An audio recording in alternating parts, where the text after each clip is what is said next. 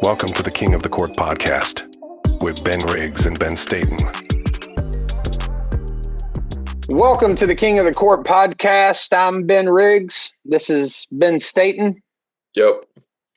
We're excited to be here. It's been an interesting week in the NBA. A good bit to talk about. And, of course, we're heading into the holidays, so everybody's getting around their families. Maybe we can provide you with, ample, give you some ammunition to show up to these holiday gatherings with your families and pick some NBA fights around the dinner table.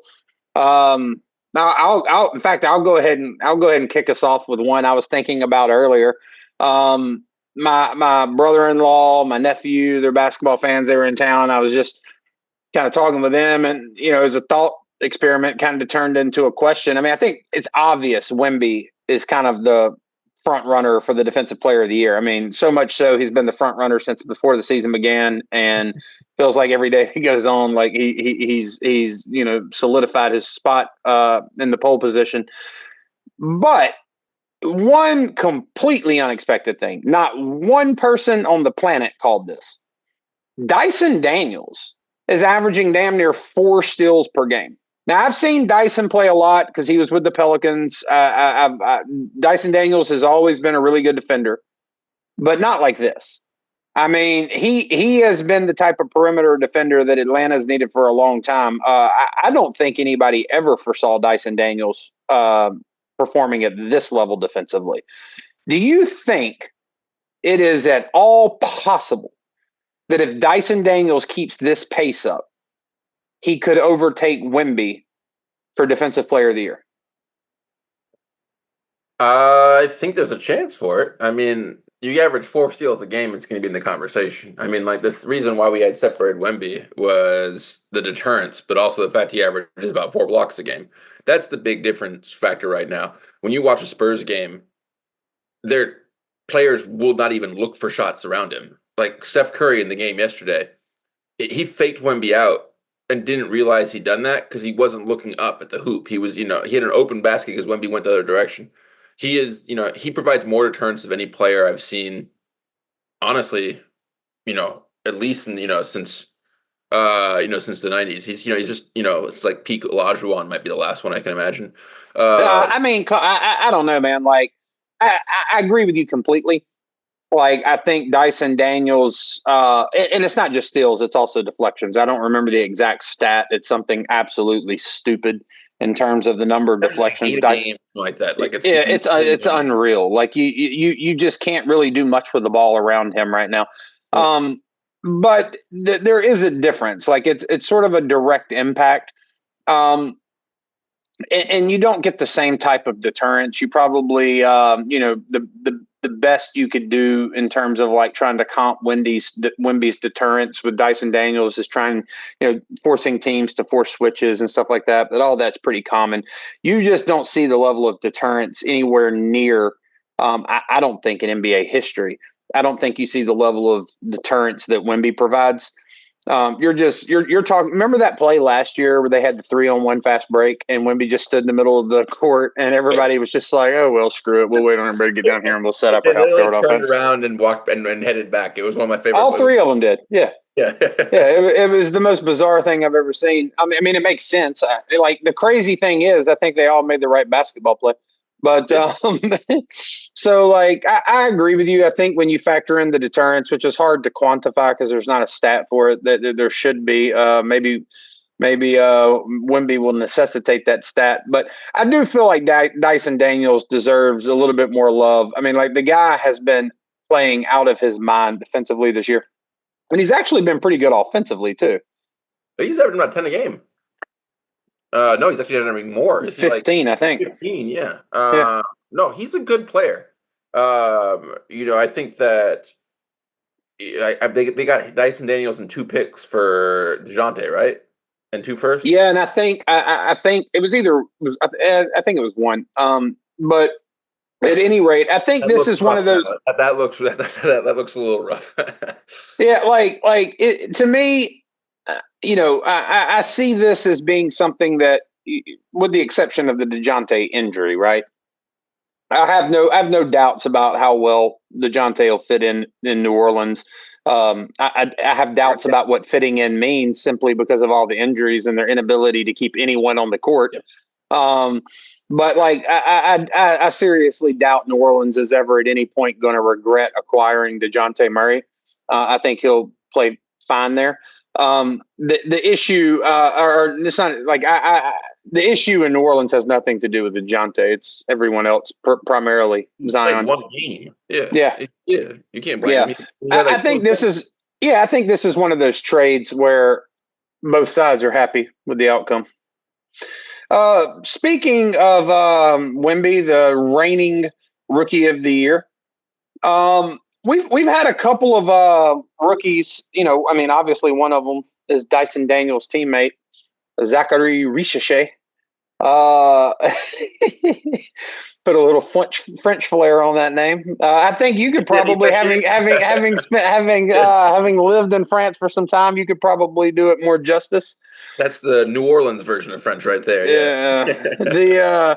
It seems to me that going into the season, I remember having a conversation with you where we were talking about like who do you think will win Rookie of the Year, and we both just kind of defaulted to Zach Edey because he's 11, 15 feet tall, and like there was nothing really exciting.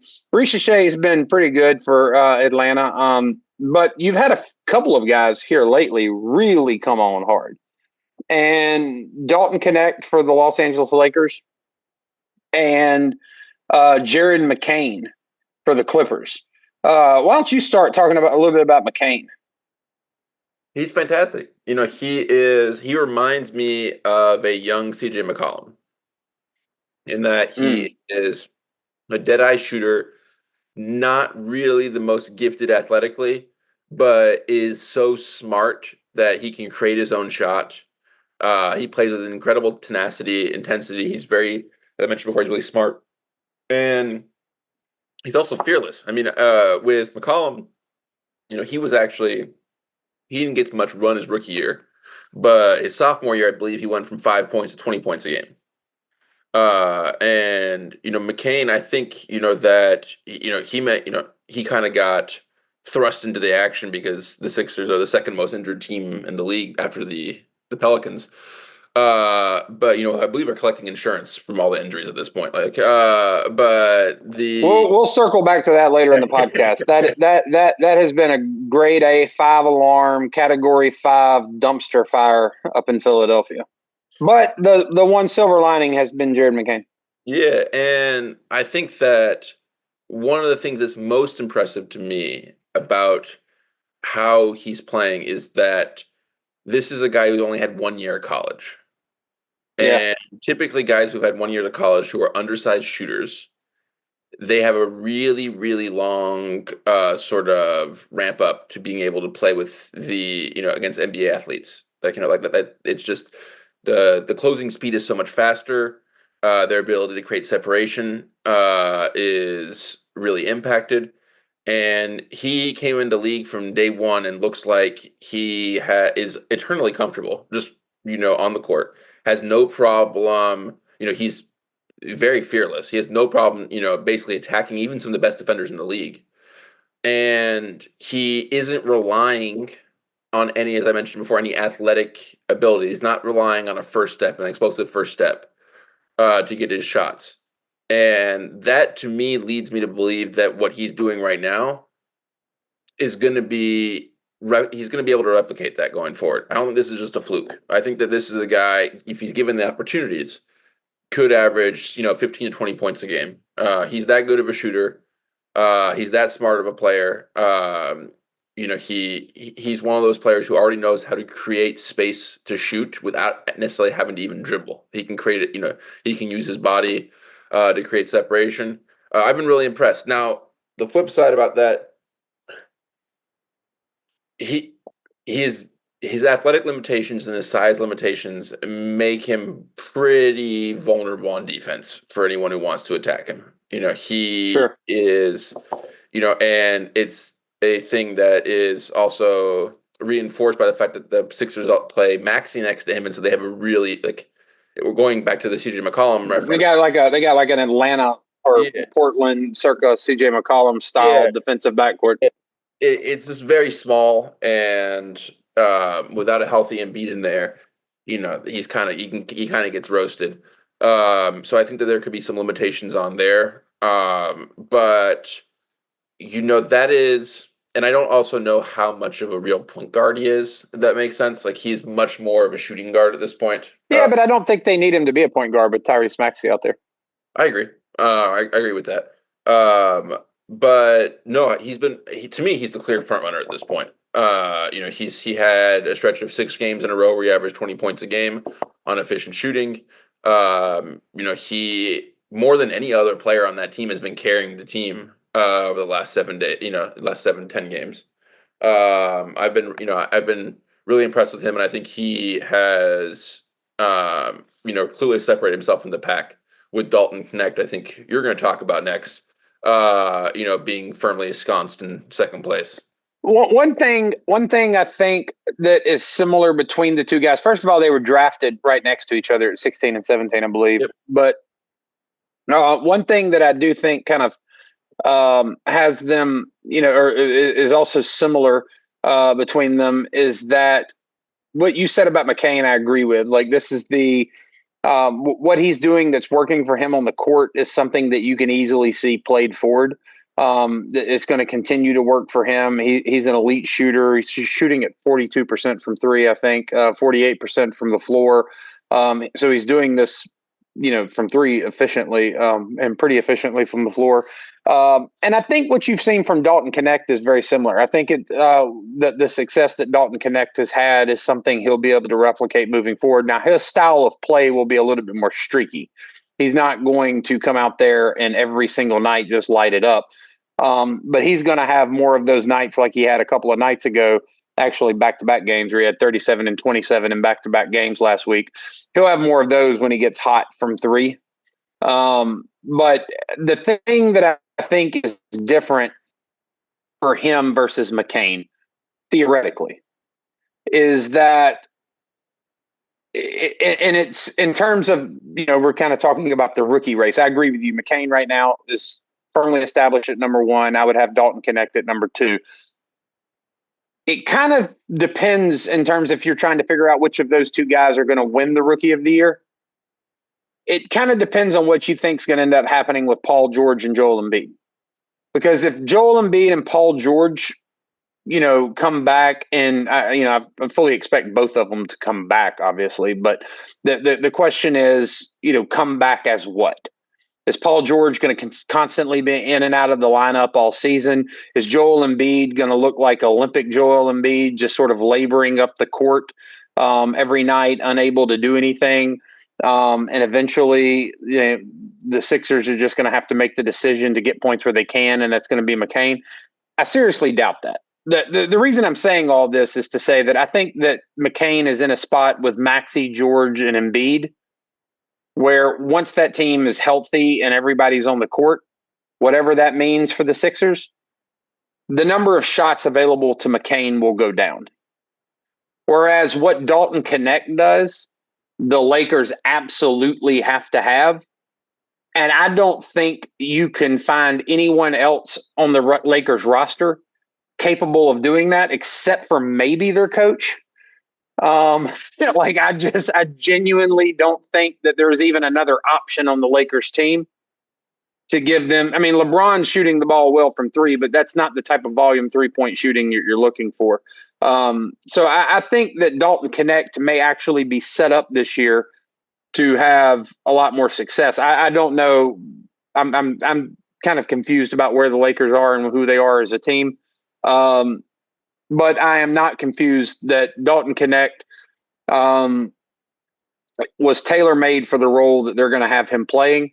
And he's going to be able to play this way moving forward throughout the season. And I think the Lakers situation is just going to continue to provide him with ample opportunity. I think that the Sixers very well could end up, and there's a situation with the Sixers where Joel Embiid goes down for the rest of the year or for a large stretch. Paul George is in and out, and it's just him and Maxey out there chunking up shots. And Jared McCain could then be in a situation where he's, in a more advantageous situation in terms of winning the Rookie of the Year race. But I definitely have been impressed with the play of both of those guys. Dalton Knecht did not come out. I honestly don't think it was really him. I think it was more of the Lakers, and JJ Redick did not start the season really featuring him. But over the last 7 games, he's had – last night was a rough night in Denver. Didn't really shoot it that much, but he had 9 points. But then once you get back beyond that Denver game to Orlando, it's 17 against Orlando, 37 against Utah, 27 against New Orleans, 14 against San Antonio, 19 against Memphis. I think that they'll be featuring him more and providing him with more of those opportunities. You're going to see more of those types of games moving forward. But he's shooting the ball 45% from 3, and those are not all catch and shoot threes. They're not all, but there's a large chunk of it. Like, they're not asking Knecht to create his own offense. Like, they're getting the ball to him, and like they have a really good sweet spot for him right now. They have him as the kick out for a lot of their drives, and he either has to do one of two things. One, he just catches and bombs away, or he has a defender closing out aggressively on him, and he's able to just take a step, to do a pump fake, drive, and he can create his own shot a little bit. But if you're comparing McCain to Knecht, the biggest difference is McCain is having to do a lot more work. It's sort of 100%. Yeah. When I say it's not catch and shoot threes, not all catch and shoot threes. What I really mean is the Lakers are actually running an offense that has Knecht running through screens and catching passes off of screens and shooting. They're more of a moving 3-point shot off of a screen rather than a standing flat-footed and catching. A kick out after LeBron flaps the defense, which there's some of that. There's no question between him and Jared McCain which one's being required to create more of their own offense. I mean, that's most certainly Jared McCain. Yeah, I think the interesting thing with Knecht is that right now he really is the variable that determines how good the Lakers played in a game. But what I mean by that is, he's averaging. I mean, just look at his stats. In the 10 wins, he's shooting 52.8% from 3, and in the 6 losses, he's shooting 29.8. That is, the Lakers desperately need a 4th scoring option. Oh, 100%. You can't live and die off of one rookie's 3-point shooting. And he is determining whether right now, basically the level that they can reach. I agree. Yeah, and now he's not your traditional rookie. He played 5 years of college. He played in the SEC, which is very physical. That gives him a leg up, just coming out. But he's also a big guy. Yeah, he's 6'7". And he's relatively athletic too. Like he's sturdy. But it is interesting to me how quickly he has basically emerged as a major player. Like I thought he was going to get some playing time this year, but he's at the beginning of the year he was technically behind Rui and Vanderbilt on the small forward, sort of power forward. Well, yeah, in terms of minutes and where he was coming in and the rotation and stuff like that, you were seeing Gabe Vincent. I mean, I think you've pretty much worked your way up to the point now where a lot of nights Dalton Knecht's first guy you see coming off the bench. And he should be. He shouldn't. Actually, honestly, he should be starting. Let's be very clear. I want his. I think that the threat he provides from 3 really helps open up the lane for them a lot more. He have some limitations defensively. He's not really good at moving laterally. That is, he needs to work on that on staying in front of his man. But he's athletic. That's the thing I was about to say about that is that with his size and his athleticism, and I've watched him defensively both in college and with the Lakers. I think in college, some of his defensive woes are kind of overlooked because of how much of the offensive load he was carrying.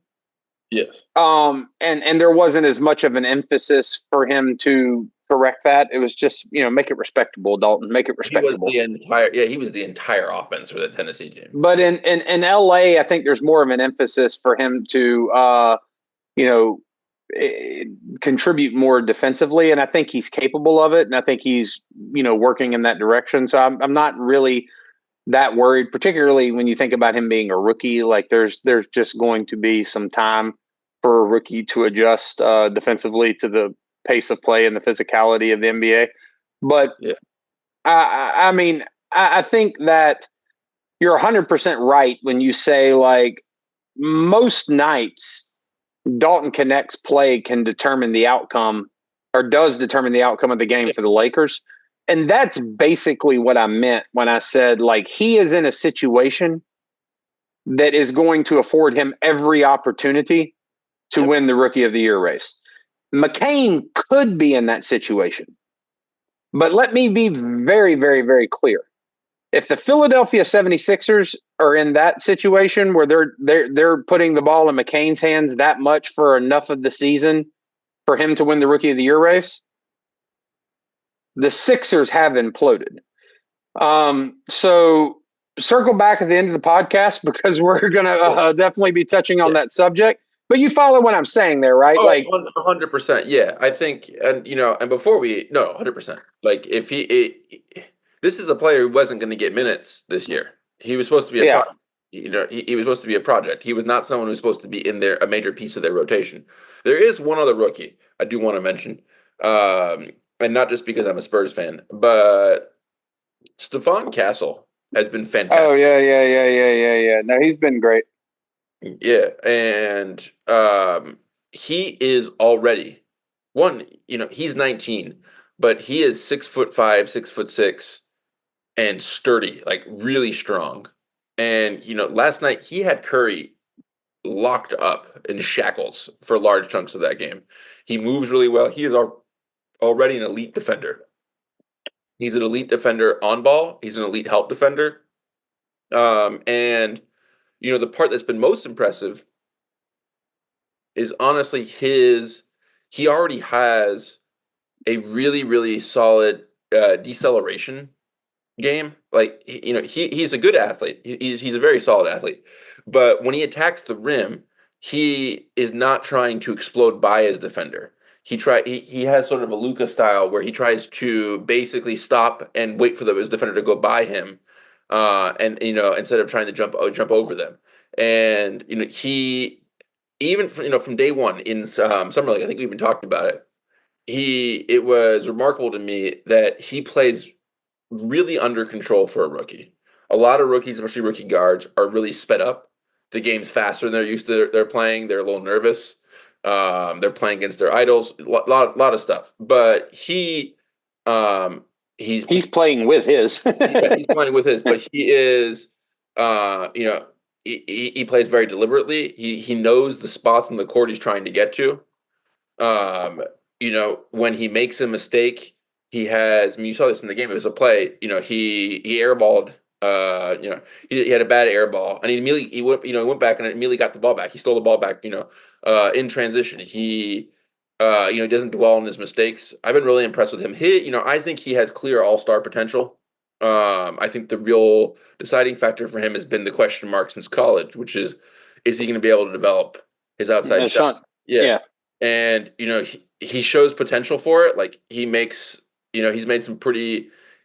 His shot form is not consistent. There are times where it looks really, really smooth, and there are times where it looks like he's shooting a trebuchet, where it's like,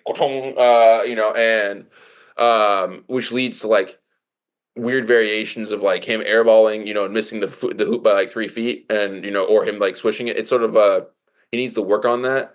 But I can't. I have been incredibly impressed with him, and this was he's already got himself in the starting lineup. And I think that him and Wemby are going to be a really good pairing going forward. Oh, I love him and Wemby as a pairing going forward. I certainly wouldn't be surprised to see Stephon Castle as a all-star at some point. I think he is unquestionably going to be an all-NBA defensive team player. The shooting 40% from the field right now, 28% from three. Some of that, honestly, too, like this is a question I would love to be sitting in the press room and ask the Spurs, is like when you start talking about player development, Um, a part of that is being able to rep it out on the floor. And, you're going to take some lumps with some young guys early on because some shots aren't going to drop. Some things you're trying to do aren't going to work. But there's only so many three-pointers that can be taken a game. And all the development on that end is going to Wemby. Assumption. Yeah. Like all that, like the 13 threes a game that Wemby takes is limiting the number that Stefan Castle's taking. And you would think, like, if you would think you need Stefan Castle to develop that skill more than Wemby, or at least concurrent with Wemby. That's something I would like to see more of, from him is consistent shooting. I mean, that is the one spot where he struggles. But in terms of being a playmaker, all that, I mean, I think you can see all that in the works. The thing I'll say about Stefan Castle that most impresses me is what's between his ears. He is a really smart player with an awful lot of poise. Yeah, that's what I'm trying to say when I say he's not sped up. He's playing like he believes he's here. He belongs here. And he is not at all intimidated by anything. No, I agree, but I also think there's this element of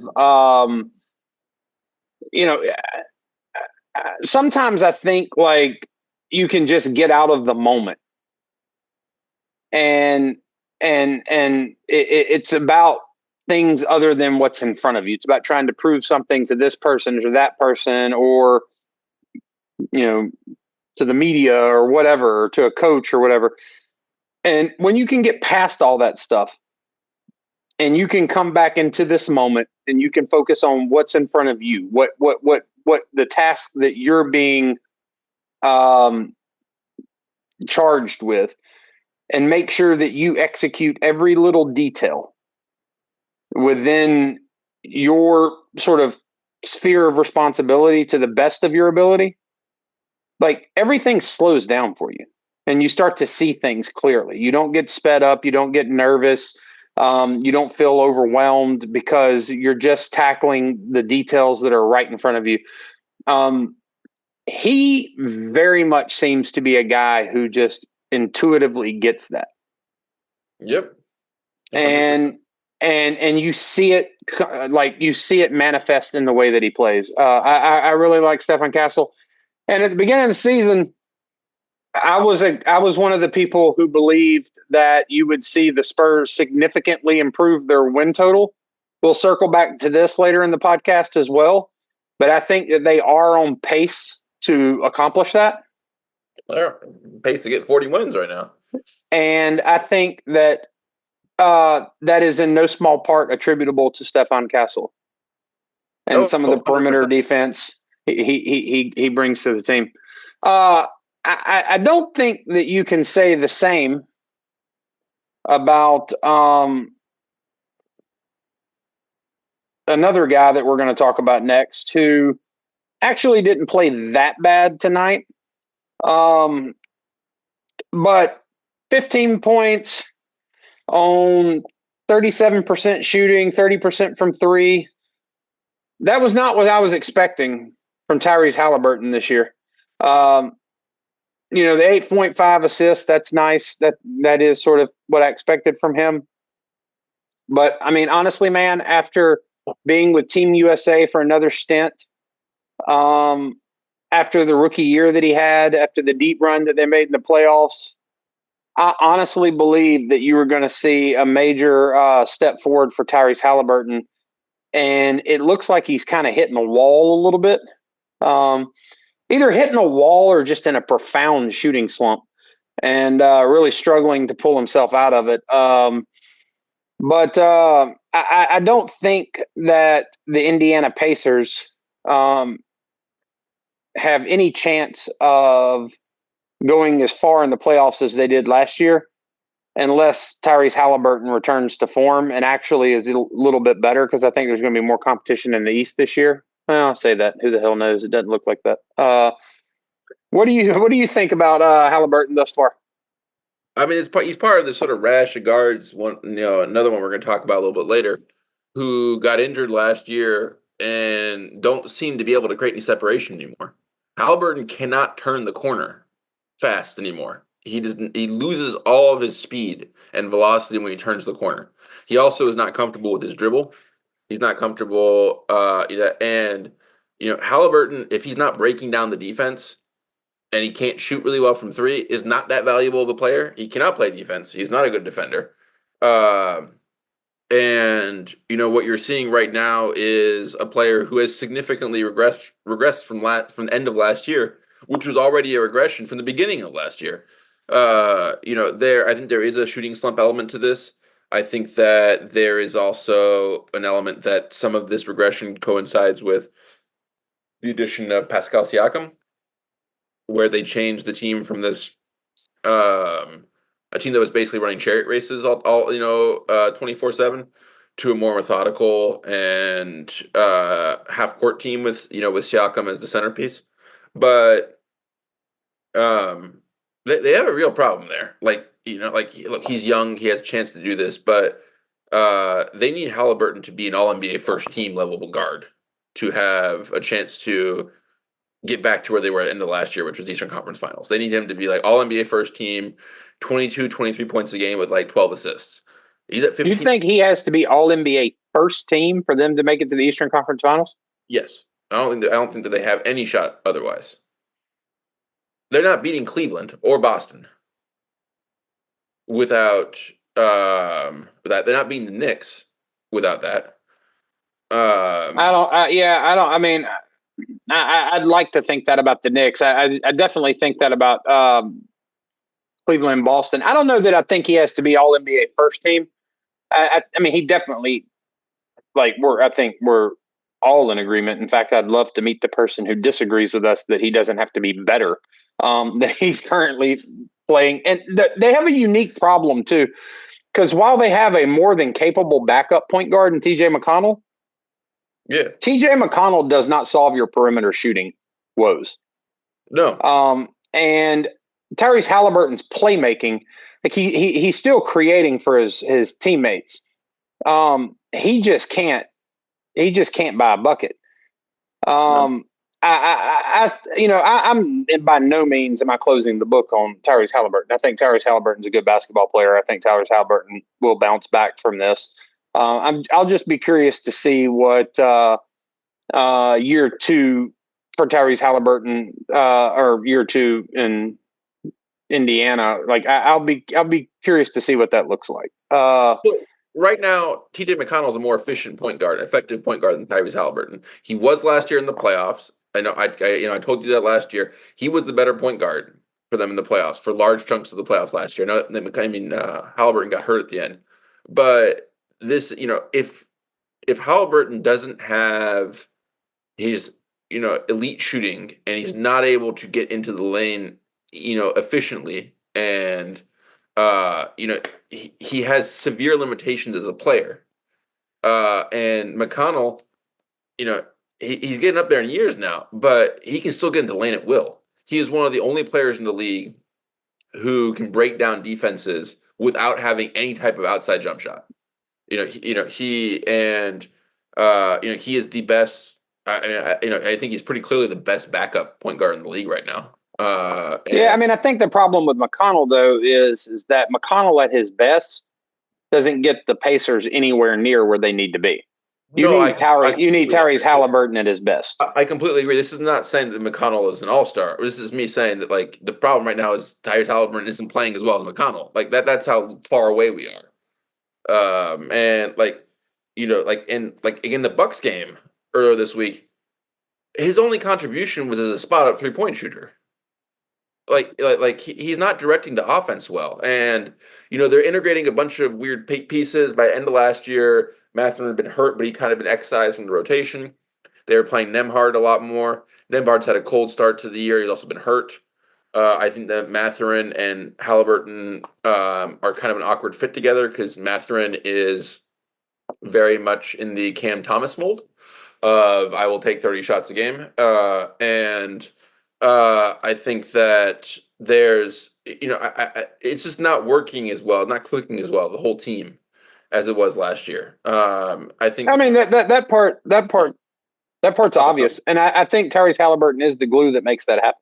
Yeah, And now, am I saying this? They should blow it up and like make big changes? No. If I were them right now, I'd be sticking this through to see basically where this goes. But it is notable that we're now a calendar year from when he got hurt after he'd been playing at an All NBA first team level beginning of last year through the in-season tournament, and he's not gotten better. In fact, he's kind of stalled and stuck in the mud.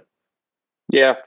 Yeah, I mean, I certainly am not saying that I think Indiana needs to blow it up, and I definitely have a lot more patience with Tyrese Haliburton because I think the ceiling's pretty high, and I think when that team's playing well, and there have been games this year where it all kind of clicked. You look at that Mavericks game; they looked really good when they went to Dallas, but I think Indiana will figure it out. If you go back to our power rankings podcast before the season started, I wasn't huge on Indiana being able to get back to the Eastern Conference Finals.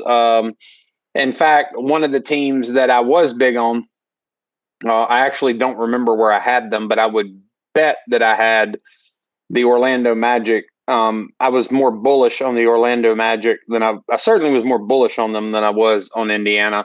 And I'd like to say that it was because I foresaw Franz Wagner's All NBA first team NBA MVP campaign coming down the pike as Kevin O'Connor seems to envision. But we can't celebrate someone for being good without giving them the most insane superlatives possible. So hold on a second. Are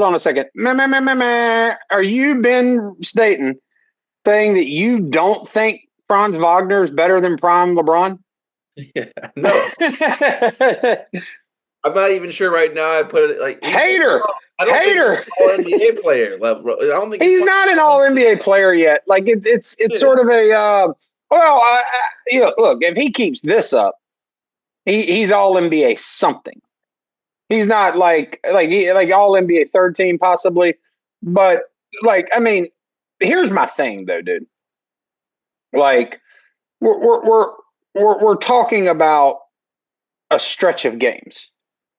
All NBA is not a stretch of games. It's a season. Like, and so but I like Franz Wagner. I do remember saying in the Eastern Conference Power Rankings podcast to start the season that I thought Franz Wagner was going to be one of the guys who had a big bump. I thought it was largely in part going to be due to his play in the Olympics with Germany. I thought that was going to benefit him a lot. And he is playing great, dude. He's averaging 24 points a game, 6 rebounds, 6 assists. He's knocking down clutch shots. He's really carrying this team. They're currently third in the Eastern Conference right now, doing it all without Paolo Banchero carrying them while they're not there. Now, I'm not going to ignore that Jalen Suggs, Silva, they're all these guys are contributing a lot to the Orlando Magic's success, but Franz Wagner certainly carrying the load. Yeah, I think, Jalen Suggs, first off, I love that he is carrying on the Derek White torch of, fighting the good fight against your hairline, because that man needs to just shave his head. But the Magic, this talk about Franz obscures the fact that it's not Franz who's winning games for the Magic right now. Is that they have defense in the league? They have for all talk of the Thunder as this generational defense. The Magic are allowing fewer points per game than the Thunder, and they're winning games by holding teams into the 90s, the 80s and 90s in terms of points. That's why they're, points. Teams are going to score about 90 points. Points that come from somewhere. Right now, Franz is the only one who can really dribble and shoot on the Magic, so he's going to get his points. Some nights he's efficient, some nights he's not. He's playing fantastic, but when we look at hold his stats, a lot of that is just because they need him to produce at volume because they have no one else who can do that. Now, I think he's played really well. I've been really glad to see that his 3-point shot, which he completely deserted him last year. Yeah, he's up to 36% from 3. Is now back. He is doing. He's impressively doing more. On these sort of step backs, creating separation like that, like the one he beat the Lakers with. Like I've been impressed by that. But the real story with the Magic is not Franz to me. It's the fact that they have this defense which is suffocating, and like they're missing their best player. Right now, like he's going to come back. Now, the sneaky thing with Banchero is that he's not as good a defender as you would think from his profile. But I think that this team is going to. They were already on pace for this. They were on pace like to be a 50+ win team at the beginning of the year before Banchero got hurt. But I'm really excited for this because I think that this is a team that's going to like. Well, this is a good theoretical. At full strength, would you take them or would you take Cleveland? Cleveland. Are you sure? At full strength? Yeah. Yeah, I wouldn't have at the beginning of the season, but the way the season has progressed, the fact that Kenny Atkinson has come in and done a marvelous job with Cleveland. He's made it work. Yeah. I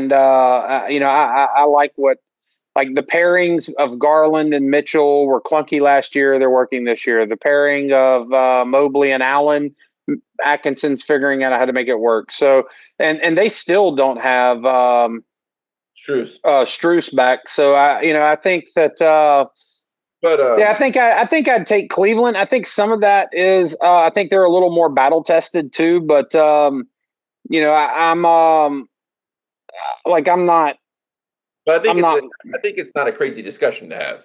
No, in fact, it is the discussion we had at the beginning of the year. Look, here's the other thing I really like about Orlando. For all the talk about Franz Wagner, look, I'll say this. I don't disagree with what you're saying about Franz Wagner and the defense. Yeah. I think what I'm saying is the defense is absolutely the catalyst for a lot of those wins. Yes. But even if you're holding them to 90, you've got to score 91. That's fair. And that is a team that does not have, without Paolo Banchero, another primary scoring option other than Franz Wagner. And not only is he sort of carrying them offensively, like you look at that Lakers game, that guy was hitting clutch shots. He was hitting big shots and big moments. That's the game that really vaulted him because he won that game. And he hit that shot in over AD. And you knew that was going in from the moment he released it. I had no doubt. Yeah, I was like, this is in. He looked confident, he looked good, and but the thing that nobody's talking, or the thing that not as many people are talking about, is you have a very 2023 Knicks feel to this team too, without Paolo Banchero out there, because you got players like Suggs and the other Wagner brother, that are just they're muck it up. Play hard, fast, just like big engine guys. And that kind of stuff is contagious with a team. And it clearly has, starting to get passed around. And you're seeing that team play with a different type of energy. For all the talk about how dumb the Nuggets were for not re-signing KCP, he's not really been a huge part of this. The whole year, actually. Yeah. Jonathan Isaac, obviously is a huge rim protector. He's been pretty bad too, though. He's been decent on defense. But that's what I'm saying. As you go back to, he's averaging 6 points and 5 rebounds. He's not been tearing up the world. No. But defensively, he is a deterrent around the rim, and Tristan Da Silva has been pretty good. So, Anthony Black is also defensively. Yeah, defensively, he's a really good defender. I have no idea what he's doing defensively, but I'm as plugged into what we're doing on offense with Orlando as Anthony Black is, but defensively, he is a really good defender. Yeah, it's an Arkansas boy. All right, well, they'll get Wendell Carter back soon too. So, what is that? Plantar fasciitis, something like that? I and that's one of those ones that I don't know if it's plantar fasciitis or a heel injury, but both of them are the type of injury too, where you might see this be the type of injury they're consciously trying to manage. Well, it's Like, going to drag on the whole year too. Like, yeah, we're not yeah, yeah. going to go away. Like, you know what I Same mean? thing's going on with AD out in Los Angeles. I wouldn't be surprised to see them managing that type of injury throughout the year. Jed Howard has actually not looked bad when he's gotten on the court. He's not playing a ton of minutes, but when he gets out there, he's looked sort of promising. Man knows he has one skill, which is shooting the ball. Does not really do anything else, but he can shoot it. He can really shoot it. So while we're in the Eastern Conference, one of the teams that we've talked a lot about this year as being a massive disappointment. There were big expectations for them going into the season. And those expectations, I think it's fair to say, have been grossly disappointed. And that's the Milwaukee Bucks. But both of us, I think, agreed that anytime, because, when you go back to the Eastern Conference Power Rankings podcast, one of the things I believed was that if you had Dame and Giannis both playing well, the Bucks were going to be a really difficult team to deal with in the Eastern Conference. The problem is you were getting pretty good play from Dame and, career numbers damn near from Giannis. And it just wasn't translating into wins. But here of late, it feels like there's been a little bit of a turnaround in Milwaukee. Yeah. Dame and Giannis are both still playing pretty well. Dame pretty well, Giannis great.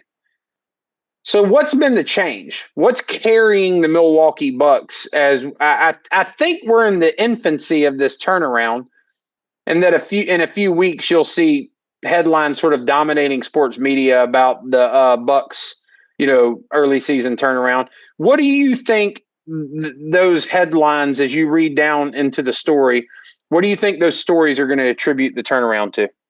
Is it Doc Rivers' brilliance? No, I think that. Well, I don't actually know what the narrative is, but I do think that the glaring hole they had was they had the worst defensive shooting guard that I've ever seen an NBA team have. In the perimeter, they could not stop any guard from getting into the lane at will and just carving up their defense. And ever since, they've shuffled their rotation around and started Andre Jackson Jr. The games, but in particular, they've elevated AJ Green, who looks like he looks like a farmer from Iowa. They sort of drafted, but that dude is a tenacious defender who, in particular, excels at staying in front of his man and preventing them from basically getting into the paint. And I think he's not just quick-footed, but those hell bailing biceps. Don't let the guy get by him. I mean, that dude's tough, man. Oh no! Every game, the guard tries to get into his chest because he thinks he can just blow by him. I wouldn't want to run into that chest. That doesn't work well. And he's also he's got like Jack Golke shooting numbers from last year. The guy who shot like 300, 3-pointers and 20 2-pointers for that Oakland team in college last year. Yeah. I was trying to think of who the hell you were talking about. I know who you're talking about now. But I think at one point he had shot 52 consecutive 3-pointers without shooting a 2-pointer. But no, he's been absolutely fantastic. And Dame has turned up a little bit. Brook Lopez has had a good little stretch. Look, their bench is still a disaster outside of Green. Portis can't defend anyone anymore. They are. Taurean Prince is still playing way better than he did in LA. His love affair with Darvin Ham continues. He's legitimately a really important piece for them. Yeah. And the reality with this team was that with Dame and Giannis, all they needed to do was have not the worst defense in the league to be a really good team. They do not need to have a good defense. They need to have a league average defense. they had defensive pieces. Lopez and Giannis are really good, interior defensive players. So it was just that. I mean, Dame has been great on offense. He is pretty atrocious now on defense. Like he's reaching like Trey Jones. I mean, not Trey Jones, Trey Young levels in terms of just sort of like being in turnstile. But at least he's so good on offense still that he's averaging 25 points, 8 assists a game, and he's moving really well. Like he's shooting, actually not shooting for three that well this year, but he moves really well still. Like he's not been super efficient, but I do expect that to improve. I mean, like, what's crazy is if you were comping this team with another team in the league, they've certainly not been as good this year, but I think that they are going to turn it around, and I think by the end of the season they'll be very similar to the Lakers, where you have these two stars. I actually think the LeBron AD duo is more potent than the Giannis Dame duo, because I don't think Dame can do that 25 and 7 anywhere near as efficiently as LeBron can do it. But I think Giannis is better than AD.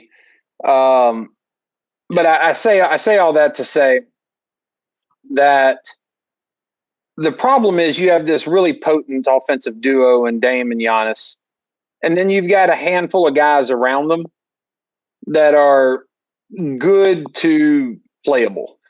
Yes.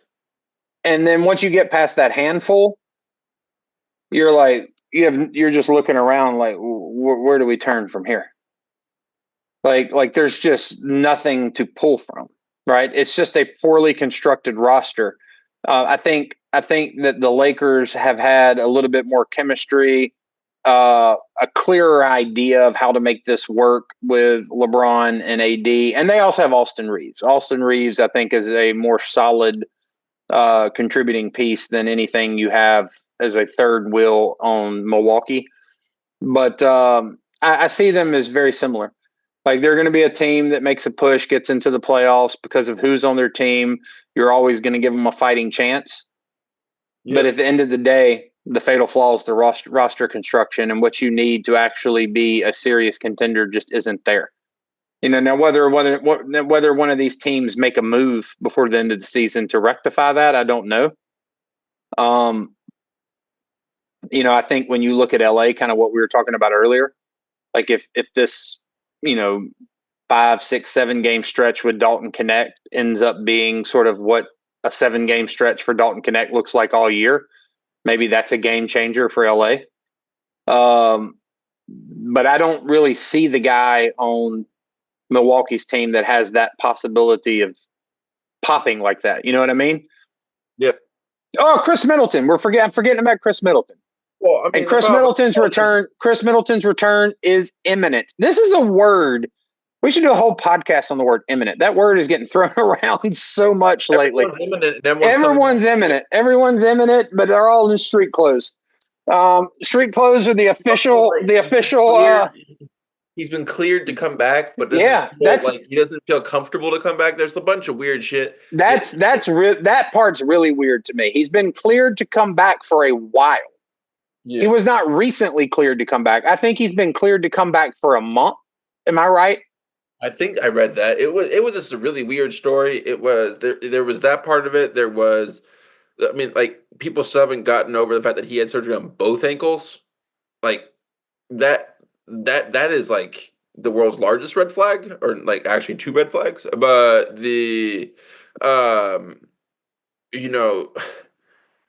and like with Milwaukee, it always keeps coming back to the same fact, which is that AJ Green, one of the reasons he's been so impressive is he's the first player in Milwaukee in like 5 years where they've been able to internally develop into a rotation player. Yeah. They have messed up every single draft pick. The one they drafted this year, the AJ Johnson kid, looks promising, but yeah, he does. He's like completely like, this is a team needing to compete now, and they drafted like a 3-year project player. Like, this is like they drafted Dame's replacement when his contract expired. Yeah, and so like they, this is a theme, fit with the next team we're going to talk about, but the front office decisions ever since they won the title have been really, really atrocious. And, it's important to give Gary Trent some flowers. He's improved his play, and that's actually been a good reason why, especially on offense. I think he's shooting 40% from three now. But, this team is playing DeLon Wright, and DeLon Wright shouldn't, is not, he gets, 20 minutes a game. He's barely, he's on the unplayable side of playable, put it that way. But let me circle it back. Let me circle it back and ask the question again. Do you think they're in the midst of a turnaround? Yes, 100% I do. So let me ask this. Do you think I'm right? I guess there's nothing I'd like more than having my own point of view validated, so I'll frame it that way. Do you think I'm right in saying that although they're in the midst of a turnaround, what you really have here is kind of a Lakers team where, they're a playoff team, but they have a very definite ceiling. They're not going to be able to compete with elite teams in the East. No, they're not. And seriously contend for a title. Unless Chris Middleton comes back and is playing at a legit 15 to 20 point, seven. If he looks like Chris Middleton did in the playoffs last year, look, I completely, honestly, dude, Chris Middleton had completely slipped my mind when I was talking earlier. And I mentioned the thing about Austin Reeves. I don't really think they have a player of that level on that team. Well, currently playing, they do not. But if Chris Middleton comes back and he's at playoff level last year, Chris Middleton, he's better than Austin Reeves. Yeah. Then that team with Dame, Giannis, Chris Middleton, Brook Lopez, AJ Green, Bobby Portis, Gary Trent Jr., and Taurean Prince, that team can compete in the East. That team can compete in the East. Oh, completely. But right now they have a very high ceiling. I think this team... Very low ceiling or high ceiling? Low ceiling, sorry. I think that Giannis right now is putting up a all-time great season, truly all-time great season, and they are still on pace to win about 45 games max. And that's a sign of a team which has got, the boat has too many holes in it for it to go too far. I don't disagree at all. It may be able to get out of port, but it's not going to be able to cross the ocean. And that's kind of how I feel about them. So shifting gears, heading out west, not talking about the Lakers, but talking about a team that beat the Lakers last night in the Denver Nuggets. Where do you see them at? Because, obviously, the last episode of the podcast, I'd just gone down to New Orleans, watching the Nuggets play the Pelicans, who are basically fielding a G League team ran by, one NBA star and Brandon Ingram. And then, nobody else of any note on the floor. I guess Trey Murphy has some NBA cachet, but he was the second scoring option. That never bodes well. I almost sold the tickets and didn't even go, to be honest with you. But without Jokic, it's sort of interesting. Obviously, without Jokic, Denver's nothing. But one of the things I walked away from that game thinking was, as much as the Nuggets depend on him, and that's always been the case, but their bench unit has always been good enough to stave off runs when Jokic wasn't on the floor, enable them to still stay in games, give him a breather, all that stuff. That does not seem to be the case anymore. And more importantly to me, and I really do think that this is more important than that, but I think that Jokic, the non-Jokic minutes are deeply concerning. And also the amount of wear and tear that man's going to endure this year leading into the playoffs, and what you're going to be able to expect from him in the playoffs. I'd be really concerned about that if I was a Nuggets fan too. But more importantly, the Nuggets also had this ability during the Jokic minutes, particularly the Jokic minutes with Murray, to put some space between them and their opponent. Jokic is having to perform superhuman feats to make games competitive and bring it down to the wire. Because Jamal Murray just isn't really able to contribute much anymore. What do you think the ceiling for the Denver Nuggets is? Well, like let's start with their bench. You mentioned their bench was good in the title run. They have no one from that bench who's still on their bench anymore. The guys that were on the bench, like Braun, he's still on the team. He's a starter now. He's a good starter. They took him off the bench. The other players were Green, who's now on Houston. Uncle Jeff Green. Bruce Brown is in Witsec somewhere because I haven't heard of him in like 3 No, he's dressing up nightly as Woody from Toy Story in Toronto. He very much is. And they replaced it with a powerhouse bench of Russell Westbrook, Julian Strother, and Dario Saric, who I thought he was going to be a good fit. He's literally unplayable. Literally unplayable. Sarge is unplayable. Played 4 minutes with the Lakers and it was a -12. This bench, like literally their bench actually at this point is Russell Westbrook. He is the only player that they trust. And then they try to squeeze out minutes for Strother, like at end of quarters. Like they throw him in there for like the last 3 minutes of a quarter just to try to get some playing time. And like he got like bonked in the head in the game against the Lakers and looked like he looked like he'd been like quadruple concussed and they still brought him back out. But this is one of the I mentioned it in the last section of the Bucks. This Milwaukee Bucks like weird philosophy thing that their front office is doing is like this belief of like, oh, we have an NBA title team, and what we're going to do is we're going to strip the bench that worked really well. We're not going to re-sign any of them, and then we're going to like rely only on young players that are going to be drafted in the late first round. Like this ended up working about as well as anyone who's like mildly following the league could expect based off of that. Like these aren't like high level draft picks. I mean, and it is, we mentioned this before, but they're wasting Jokic's prime. This is not a team as it's currently constructed that is reliable enough to win 3 rounds in the postseason of 7-game series. What does bringing Aaron Gordon back do for them? Aaron Gordon, in my opinion, like this is another issue. So one of the best players they have on their bench currently is Peyton Watson. Peyton Watson is incredibly raw.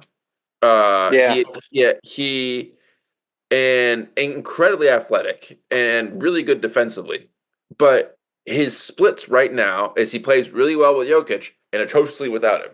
So he's now, they have Aaron Gordon who's hurt, so he's been promoted to the starting lineup. He plays well in the starting lineup. But if you move him to the bench, he doesn't play well because they literally don't have a secondary playmaker. The reason he doesn't play well when you move him to the bench is because Jokic isn't out there to provide him with the structure for a lot of the minutes that he's on the floor. And when you have a raw player like Peyton Watson, he needs that structure. He needs the elder statesman on the floor who's directing the show, and he's just following cues. Watch Jokic talk on defense and on offense. He literally is dragging people to their spots and pointing to where the play is going to happen and where people are going to be. He is like, he is the general, organizing his troops on both sides, and that really is effective for Peyton Watson. But because of that, you move him to the bench, you're just basically neutering Peyton Watson's effectiveness. Quite honestly. Yeah.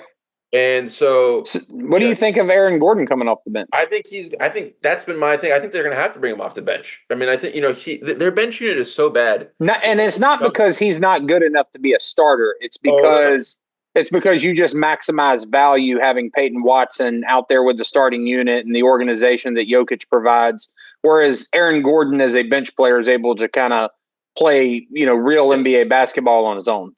He is, and he's not the world's, greatest playmaker, but he can play make. He did that in Orlando. Well, but the other thing too with the bench unit for the Denver Nuggets is if he's out there with you actually don't need him to be the playmaker. I mean, Russell Westbrook, despite his age, is still very much capable of getting downhill and collapsing defenses. And him and yeah. I think that's sort of where I would want to go with it. Is now one thing I will say, huh? Gordon dive to the hoop. I mean, that'd be a pretty effective. Now, one thing I will say, I fully expect that Denver Nuggets fans can trust and rely on Russell Westbrook to continue to provide the hustle plays, to get in the lane and create for others, to make, timely passes out to open shooters, lobs. I think you can fully expect all that. I don't have any reason to believe Russell Westbrook's not going to be able to get in the lane and make layups. Of late, Russell Westbrook has shot the three ball at a level that he has. He's not. Yeah, I mean, he's shooting the three very well to start the season by Russell Westbrook standards. The last few games, he's shot it extremely well, not just by Russell Westbrook standards, but by Klay Thompson standards.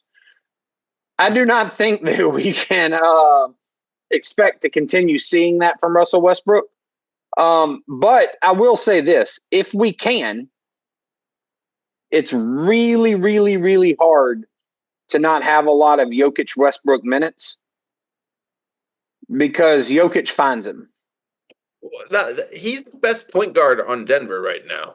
It's not even close. Not even close. And it's not like Murray is really rough. Like really, really rough. He was 4 for 9 in the first half for 11 points. And you're talking about in the Lakers game? Lakers game. And I was stunned when I saw that because he looked like he cannot the Mavs roasted him down the stretch. The way the Mavs won that game is they got 9 straight points just by going after him, and he was completely unable to get a stop. But he can't create any separation. He can't shoot, and he really can't drive either. And so what's his real use right now? I mean, it's some of this is confidence, some of this is physical limitations, probably, but some of this is also front office stuff. We're not going to stop playing somebody we just gave a contract to.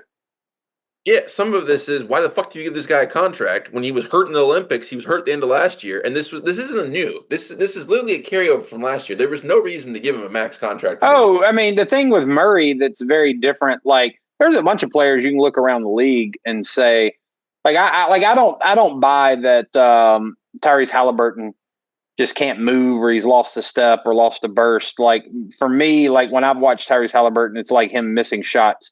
Luka. When I watch Luka, there's a bunch going on there, but Luka's slow start, he seems like he's playing in the All-Star game or in the Susan B. Komen charity game or something like that. But he just sometimes isn't playing serious basketball. Jamal Murray, this is something that you can separate it. You can put the partition there of the off season, but I've watched basketball, all the way through. And when he was with the Denver Nuggets at the end of last year, outside of some big shots he hit against the Lakers, he was rough in the playoffs. Oh yeah. When he got to Paris with Team Canada, unplayable. Literally got benched. Got benched for Canada. Got benched by Canada. Canada. Yes, Canada. Canada benched Jamal Murray. That's how bad it had gotten. And you really wanted to see, because certainly the Jokic Murray 2-man game makes the Western Conference more exciting. You really wanted to see him bounce back, but it's just been a continuation of exactly that. And to me, that makes his situation, if you want to comp him with Tyrese Haliburton, for example, that makes his situation infinitely more concerning than what's going on with Haliburton in Indiana. 100%. 100%. So one other thing, and I'll use this as a segue, that Mavs Nuggets game. I watched that game pretty closely. It's a good game. I think what it was. Yeah. What? The steel cage match actually was what it was. Yeah, that's it. Really was like when you, and I think that the NBA since the end of last season has allowed a lot more contact to happen, and I'm all for it. I think it makes it a more exciting game. But let me be clear: like, I want fouls to be called. I don't want every little ticky-tacky foul to be called. But I don't want to see players missing shots because their arm got slapped on the elbow or the forearm and it not be called. In the first quarter, Lively was trying to shove Jokic, like was literally shoving Jokic physically out of spots, and then Jokic responded and was shoving around the entire Mavs team, and then they were just beating the shit out of each other. It wasn't fun to watch. Getting frustrated. They're really lucky someone didn't get hurt because these are the guys. Oh, the Derek, I was blown away tonight during the Mavs Heat game to see Derek Lively out there. I fully expected Derek Lively to miss a few games. That shot he took on the alley-oop was as nasty a fall as you can hope to see a big man, or not hope, but that you could see a big man take. Because he went up as he skied for that ball. Yeah, he went really high. And he came down ass and head hit the court. I mean, it was rough. The refs allowed that game to get completely out of control. Yeah. And I don't think it was. Look. The way I saw it was Jokic was mauling, particularly Lively. Gafford, and this is one of the interesting things. Like going into the season, you always hear people gain this amount of weight or they lost this amount of weight. Like the NBA can be sort of a weight obsessed culture. Also just makes it up. He gains weight, he walks out and he looks exactly the same as last year. Yeah, I agree. But the thing with Gafford is you can see Gafford bulked up in the offseason. You can see it on him. Like he is a much bigger guy. And him and Jokic were a much more just traditional big type battle. And then when Lively came in, Jokic mauled Lively. Well, and to be fair, Lively hit him a couple of times to begin the game pretty hard, and they didn't call that. And then Jokic basically was like, I guess I'm going to do this. I guess we're going like this. But, Lively came in with the instructions. Same thing he did in the NBA Finals in Porzingis, where it's like you need to be really physical with him. And he came out and shoved him, shoved Jokic. Oh, I think the book on Jokic right now, especially with Murray not out there, and I think the Mavs may be the team that are best positioned to do this because they have two guys that sort of constitute their starting center position. So that's you've got 12 fouls, and then you've got PJ Washington, who's a big power forward, and Maxi Kleber, who's a big power forward that can play help defense there. And there's a couple more fouls. I think the take on Jokic is like we're not as worried about Murray beating us this year. It's all about this dude. It is all about Nikola Jokic, and that's really what I wanted to bring up. And I think as long as the NBA is going to allow this to go on, that's where you're really going to start to see attacks on the usage of Nikola Jokic throughout the season, because that is how NBA teams are going to attempt to deal with him. Especially when you just don't have a lot of elite perimeter shooters out there that you can't help off of. Oh yeah. I mean, they're going to try to beat him up. I think I would question how effective they actually were on Jokic. He had a really good game. Oh, I think the sole reason they won was because they were effective on him. Lively had 3 blocks towards the end of the game that if he makes them, and they were all helps. That's one play. The Mavs, they coughed up a 23-point lead. I mean, they kind of won the game on a fluke because the Nuggets had a 5-point lead. They kind of coughed up right at the very end, but I disagree with that. I think that when you go back and watch that game, Lively had 2 shots he pinned on the glass for Jokic at the end on help zone. But like Jokic was 13 for 22 for the night. And he had triple double with 33. Oh, but yeah, with Jokic, he's always going to have his numbers. Yeah, he was. He had a positive plus minus. I wouldn't like, I would say like the bigger issue with, at the end was not. I mean, was Murray, not Jokic. Honestly, I think and like I think that's the bigger thing, which is against the. Murray can't be 2 things at once. He can't be bad on offense and unplayable on defense, and that's basically what he is at the end of these games. And they're going to have to take him off the court, Denver, to have a chance. But that's my point. Is that what you're doing is like you get into those end of game situations where there's a 4 to 5 point difference under 2 minutes, and you look at Denver, especially if Murray's on the court. And you say to yourself, like, we're just not worried about the rest of the guys. These buckets are going to have to come from Nikola Jokic. And he can go 3 for 5, but in that situation, if they can't get stops.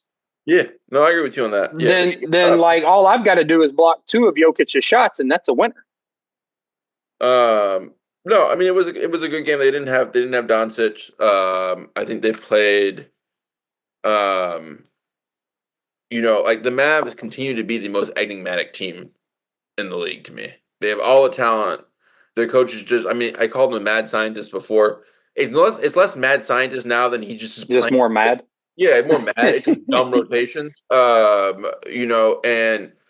even when he does play the players that should be playing, he plays them with the wrong lineup combinations. Like he only plays Klay Thompson with Luka when Luka is a shooting guard, which makes no sense at all. Like, I mean, you had some thoughts about how they played tonight, but, like he's constantly tinkering and, rejiggering the lineups. I keep on being frustrated with the bigs. Like, Lively, he only had 4 shots in the entire game against Denver. Like, they should be running more. Like, I'm not saying he needs to get like 20 post-ups, but he is an incredible threat when he dives to the rim. And, they don't maximize that at all. It's just, I feel like the whole team is just being poorly coached right now. And I cannot, for the life of me, figure out what what Kid's end goal is. Well, so for me, like if you go to the, it's bizarre. And I mean, maybe that's just a more judgmental way of saying enigmatic. But it's bizarre because if you asked me to attribute the win against the Nuggets to like who do you attribute that to? And I have to give it to one person, I'd give it to Jason Kidd. Yeah. I'd give it to Jason Kidd. Like he found the guy with a hot hand. He found the rotations that were working. He devised the strategy and saw to it that it was executed about how to deal with Jokic.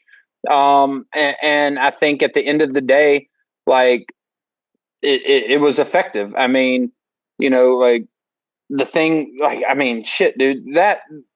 Have you seen the clip of Jokic and that referee? Oh no, he was mad, man. Yeah, he was pissed. I've never like that. I don't maybe seen Draymond Green like when he went at that referee after he said you flopped. I swore there was a split second where I thought to myself, we're going to see a murder on television tonight. Like that grizzly bear is about to paw that ref. But I give it like I don't think you can attribute it to one person. But like I said, if you could attribute that victory to one person, I'd attribute it to Jason Kidd. If you could attribute the loss tonight to one person, and I actually think it's easier tonight than it was the other night. Clear, crystal clear. Yeah. Oh, I'm attributing that 100% to Jason Kidd. Because here's the thing, like I think that in Mavs circles, there has been, because of Luka's slow start, there have been people who believe that the Mavericks were actually going to be well positioned to play well without Luka, basically.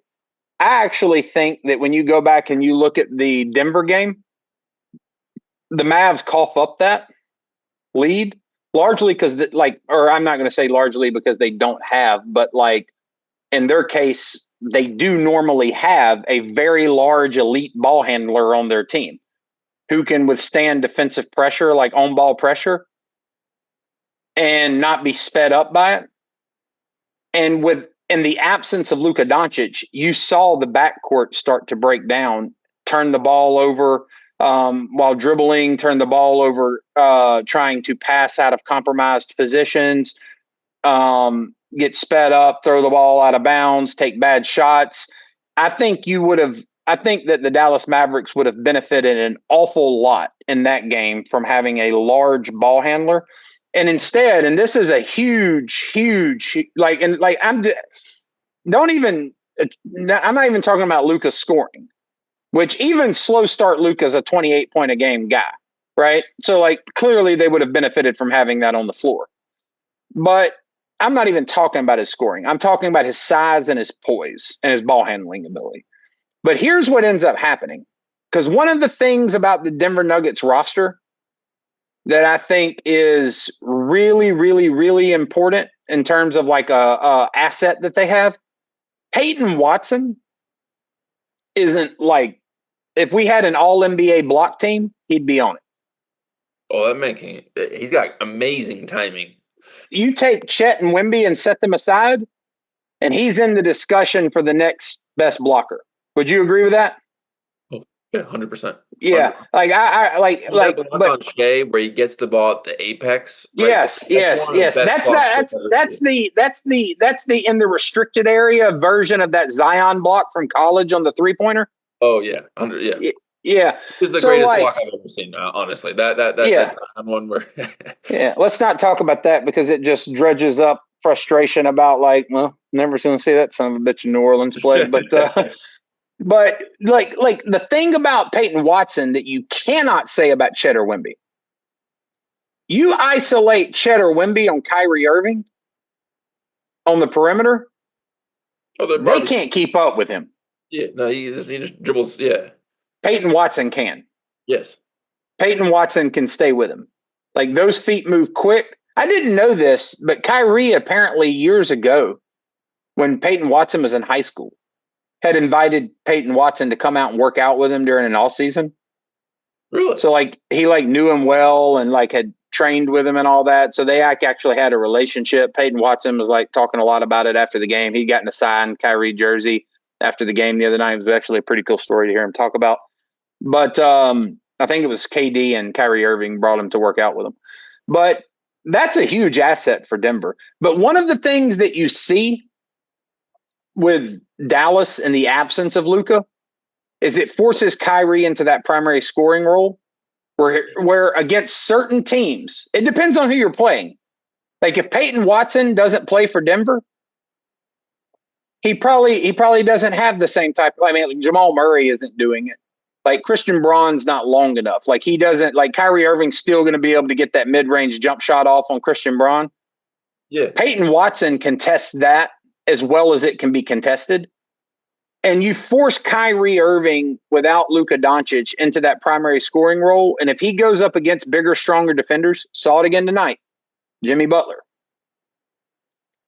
And down the stretch, Kyrie struggled to get his shot facing that bigger, stronger defender. That's something Luka can handle. But more importantly, when Luka's in the game, it's on him, which gets Kyrie in a position where he's more capable of succeeding. And you see that flood of points start to come from Kyrie. And so I think that Dallas is missing, and I feel stupid as hell making this point, but I feel like we've gotten to a point in sort of the Mavs Twitter land where there is an actual debate about whether Dallas is somehow better or worse without Luka. So I feel stupid as hell saying, yes, take a deep breath. Don't be an idiot. You are better with your MVP candidate, 5 consecutive first-team All-NBA point guard who's 6'9", 250 or 240 or whatever he is and can handle the ball, right? So I'll give Jason Kidd some slack there because he's got to figure out how to work around not having that guy, and that's a big loss. But tonight, dude, against the Miami Heat, Najee Marshall in the second half was on fire. He had 20 points on 50% shooting. Yeah. But if you watch that game down the stretch, you don't see Najee Marshall on the court. You know who else you don't see? Klay Thompson. Yeah. Klay Thompson was 3 of 5 shooting, but the truth is I wouldn't care if Klay Thompson was 0 of 5 shooting because Klay Thompson's Klay Thompson. Spacing threat. Just a clear spacing threat. Yeah. Well, even still, like I'll live like if Klay Thompson's 0 for 7 that night from 3 and he's open from 3, I'm still comfortable with him taking the shot because he's Klay Thompson. Instead, Jason Kidd had Spencer Dinwiddie on the floor to close out the game. What was Spencer Dinwiddie shooting today? What do you think it was? Oh, he shot 8% from the floor. He was 0 of 9 from 3. 1 for 12, 0 for 9 from 3. Like there wasn't any. Hold on. Let's say this again. Spencer Dinwiddie shot 8% from the floor. 8. He shot 8% from the floor. And if you were watching that game, what you watched down the stretch was Spencer Dinwiddie taking a bunch of threes, including off the dribble step back threes from the wing. And so, like, it's bizarre to me that you've got Klay Thompson, Najee Marshall, and I don't even know what what Quentin Grimes' stats were for tonight, but Quentin Grimes, let's see here. Quentin Grimes is another one I would have thought to have out on the floor tonight. Well, no, I mean, he shot better than he shot 25%, so it wasn't that great tonight. But that's several orders of magnitude. That's still 3 times better than what Spencer Dinwiddie was shooting from the floor. So, like, the point still stands that there's 3 guys on your bench who would have given you more of an offensive presence. And I understand, like, you might say, well, I can't put Jaden Hardy out there because Jaden Hardy doesn't give me the defense that Dinwiddie does. I agree with that. The problem is Najee Marshall and Quentin Grimes absolutely do. And in the case of Najee Marshall, he's 3 of 5 from 3. He's shooting 50% from the floor. He's hot as hell in the second half. In fact, he's the reason you almost won the game in regulation. He is the reason you were in overtime. You've got to have him on the floor. And it is bizarre to me. Bizarre. It is the height of bizarre to me that you saw Spencer Dinwiddie close that game. And up until this point, if you go back and listen to everything we've said about the Mavs since the season started, you will have heard me say in every episode that Jason Kidd is experimenting and that he has every right to experiment early in the season to find out what rotations, what lineups work well with him, what they can do outside of their standard sort of Luka on-ball pick-and-roll offense that gets Lively and Gafford active at the rim, creates open shots for people like Klay, and creates driving lanes for players like Kyrie. Every right to experiment with all of that. It's not an experiment to say, should I have the guy who's shooting 8% on the floor to close the game in overtime, or the guy who's shooting 50% and is hot as hell since the beginning of the second half? Especially when that guy had a career high in the game before. It makes no sense. You can't call it experimentation. Oh, no. He's just, at this point, it's become clear he just has a weird lineup idea. This is no longer him like playing mad scientist. This is him having settled on lineups and being stubborn and trying. Like, he has something he wants to do. One, he clearly trusts Spencer Dinwiddie implicitly, because he keeps on giving him significantly more rope than he gives anyone else. And it's not like Dinwiddie's having a good year. He's averaging 4.5 points on 36% shooting and 1.8 assists. He's averaging 36% from the floor, or is that 3? 36% from the floor. Like, they're like he's just What the having, hell are we doing with that lineup? and Like, that doesn't count the one for 12, so it's probably closer he to 30, 32, 33 now. Yeah. he has a Dinwiddie. Jason Kidd has a Dinwiddie fetish. He always has. Like we can just say that for what it is. Jason Kidd has a Spencer Dinwiddie fetish. He went into the game tonight, and that fetish was fully realized to close that game, where Najee Marshall, coming off of a career high against the Denver Nuggets, gets really hot in the second half.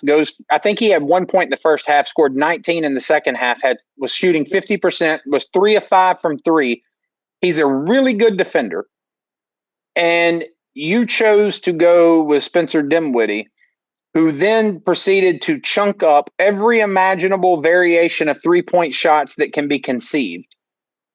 Not one of them went in. He was 0 of 9. And you watched between that and several shots from Kyrie that just back rimmed and front rimmed. You watched the Mavericks shoot themselves out of the game in overtime. Yep. The fact of the matter is that, like, now, if you're a Dallas Mavericks fan, like, because I'm certainly not shitting on them, I go back to what I said to begin this segment. You're missing your 5 consecutive first-team All-NBA point guard who won the scoring title last year and damn near averaged a triple-double, 34, 9, and 10 last year. So you're missing a lot. But when that comes back in Luka Doncic, what you have is a player who creates easy baskets for people. And what I think you will see is more of an offensive presence for Derek Lively. One of the things I'm really happy about with Derek Lively this year, like, his defense and his rebounding still chugging along, but what I'm really happy about with Derek Lively is this baby hook that he's added to his game. Derek Lively has a little bit of a post presence. He has the ability to put, like, when he catches those rebounds 4 feet away from the goal, like last year, he just had to find somebody to pass that to. He can go right back up to it with that little baby hook, and he's shooting that at a really high clip. So I'm really excited about that. I'm really encouraged by what I'm seeing from PJ Washington. He's clearly expanded his offensive game. He's taking advantage of small players in the post. He's attacking closeout, scoring in the lane. But I think what we're seeing from Klay Thompson is exactly what I expected to see from Klay Thompson. I think we can actually see a bit more, but I expect to see that when Luka Doncic comes back and he's catching a lot more passes where he can shoot some more in rhythm threes. The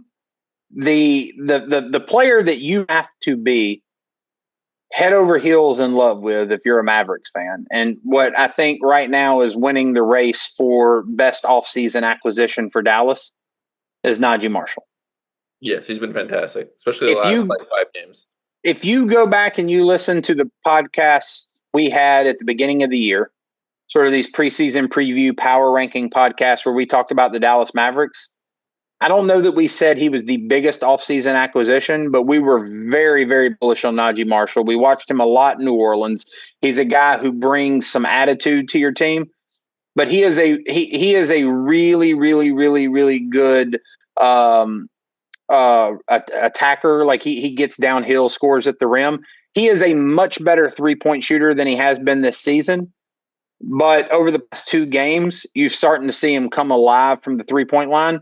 I expect that to continue. He shot 40% last year. I don't know if he'll shoot 40% this year. He may shoot 40, 41. He may shoot 37, 38, but I think he's going to be in that range. And if you look at what he's able to provide you on offense, and I think this is the big thing that Mavericks fans have to really think about. He is just as good as Derrick Jones Jr. on defense. But what he can do offensively is so much better than Derrick Jones Jr. He is a much better shooter and a much better ball handler and attacker. Oh yeah, no, and he was utterly fantastic in the Nuggets games too. Like he has a really soft touch. He can combine playing bully ball with a soft touch and soft finish. He's been utterly fantastic. I think that here's the crux of them. They have the pieces to be the best team in the West. They currently are not playing lineups that are going to get them there. And the question is Kidd going to realize this and make changes? Oh, sure. Yeah. To start with on your first point, like they have the pieces in place. Like, Luka and Kyrie, like goes without saying. Theoretically, that could be the best offensive backcourt in the history of the NBA. Yep. Then you go to the center position. We'll just use the Nuggets game, but this is pretty standard fare for them. I'm using the Nuggets game because I think this is one of the tougher matchups they'll face all year. But when you talk about the five for Dallas Mavericks, it's helpful not even to think about it as Gafford or Lively, but just both of them, the way that they're played. So out of your center position against the Denver Nuggets, you get 24 points, 12 rebounds, 4 steals, and 3 blocks. Yeah. That's a fantastic stat line. If that was a single player, we'd be talking about them like they were an all-NBA, level. I think under-discussed thing, they don't get tired. They're fresh. Yes. Yeah, 100%. Especially the way they were used in that game, because Kleba got mixed in a lot to just kind of lean on Jokic. That's the strategy with Jokic, is lean on him. That's what Minnesota, try to wear this guy down. That's the idea. And Dallas is uniquely rostered to be able to do kind of what absolutely. They are basically what Minnesota was last year in terms of it's exactly it. And the thing that I think is big for people to understand is a lot of the time coming in the off season, when the season's getting ready to start up, and you start seeing all the goddamn tweets about so and so gained 7 pounds, Frank lost 12 pounds or whatever. I usually couldn't care less, but because it's very possible that you could face Jokic in the playoffs, Gafford gaining 25 pounds, and also I agree with what you said earlier too, that a lot of the times, these tweets are just damn lies. These people didn't gain this much money. When you look at Gafford, you see 25 pounds. Yeah. The dude's bulked up. He's bulked up. And so I think that's big for them. Klay Thompson, I think Klay Thompson's at his best right now? No, but he's shooting 37% from 3. And one of the things that I think is also important to note about Klay, or two things I think are important to note about Klay Thompson. One is all the talk about Klay can't play defense anymore. That's BS, especially in the system that Dallas plays, which is sort of like a man hybrid that funnels people to shot blockers. He's very capable of playing good defense still. And the second point that I'll make about Klay Thompson is Klay Thompson has done very well when he's not shooting the ball well at getting in the lane and getting that little mid-range jump shot, or making a pass to the big whenever the big comes up to challenge his mid-range jump shot. I've already gone over PJ Washington's playing exceptionally well this season. And then you look at Quentin Grimes and Najee Marshall. And then you've got guys like Jaden Hardy too, and Spencer Dinwiddie's in this category, who can come off the bench and they get hot that night and they have a good game.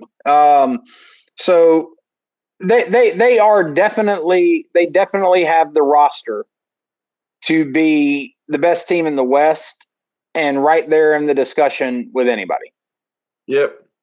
I agree with you also that at no point in this season have you watched them and went, that's the best team in the West, or they're as good as anybody in the league, right?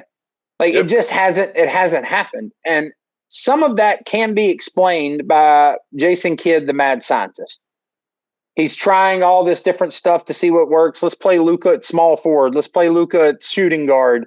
Let's have, so-and-so initiate the offense. Luka come off ball and try to get, an easy bucket for him. One of the things Jason Kidd has found that I like is, forcing smaller defenders to guard Luka in the post because they can't do it.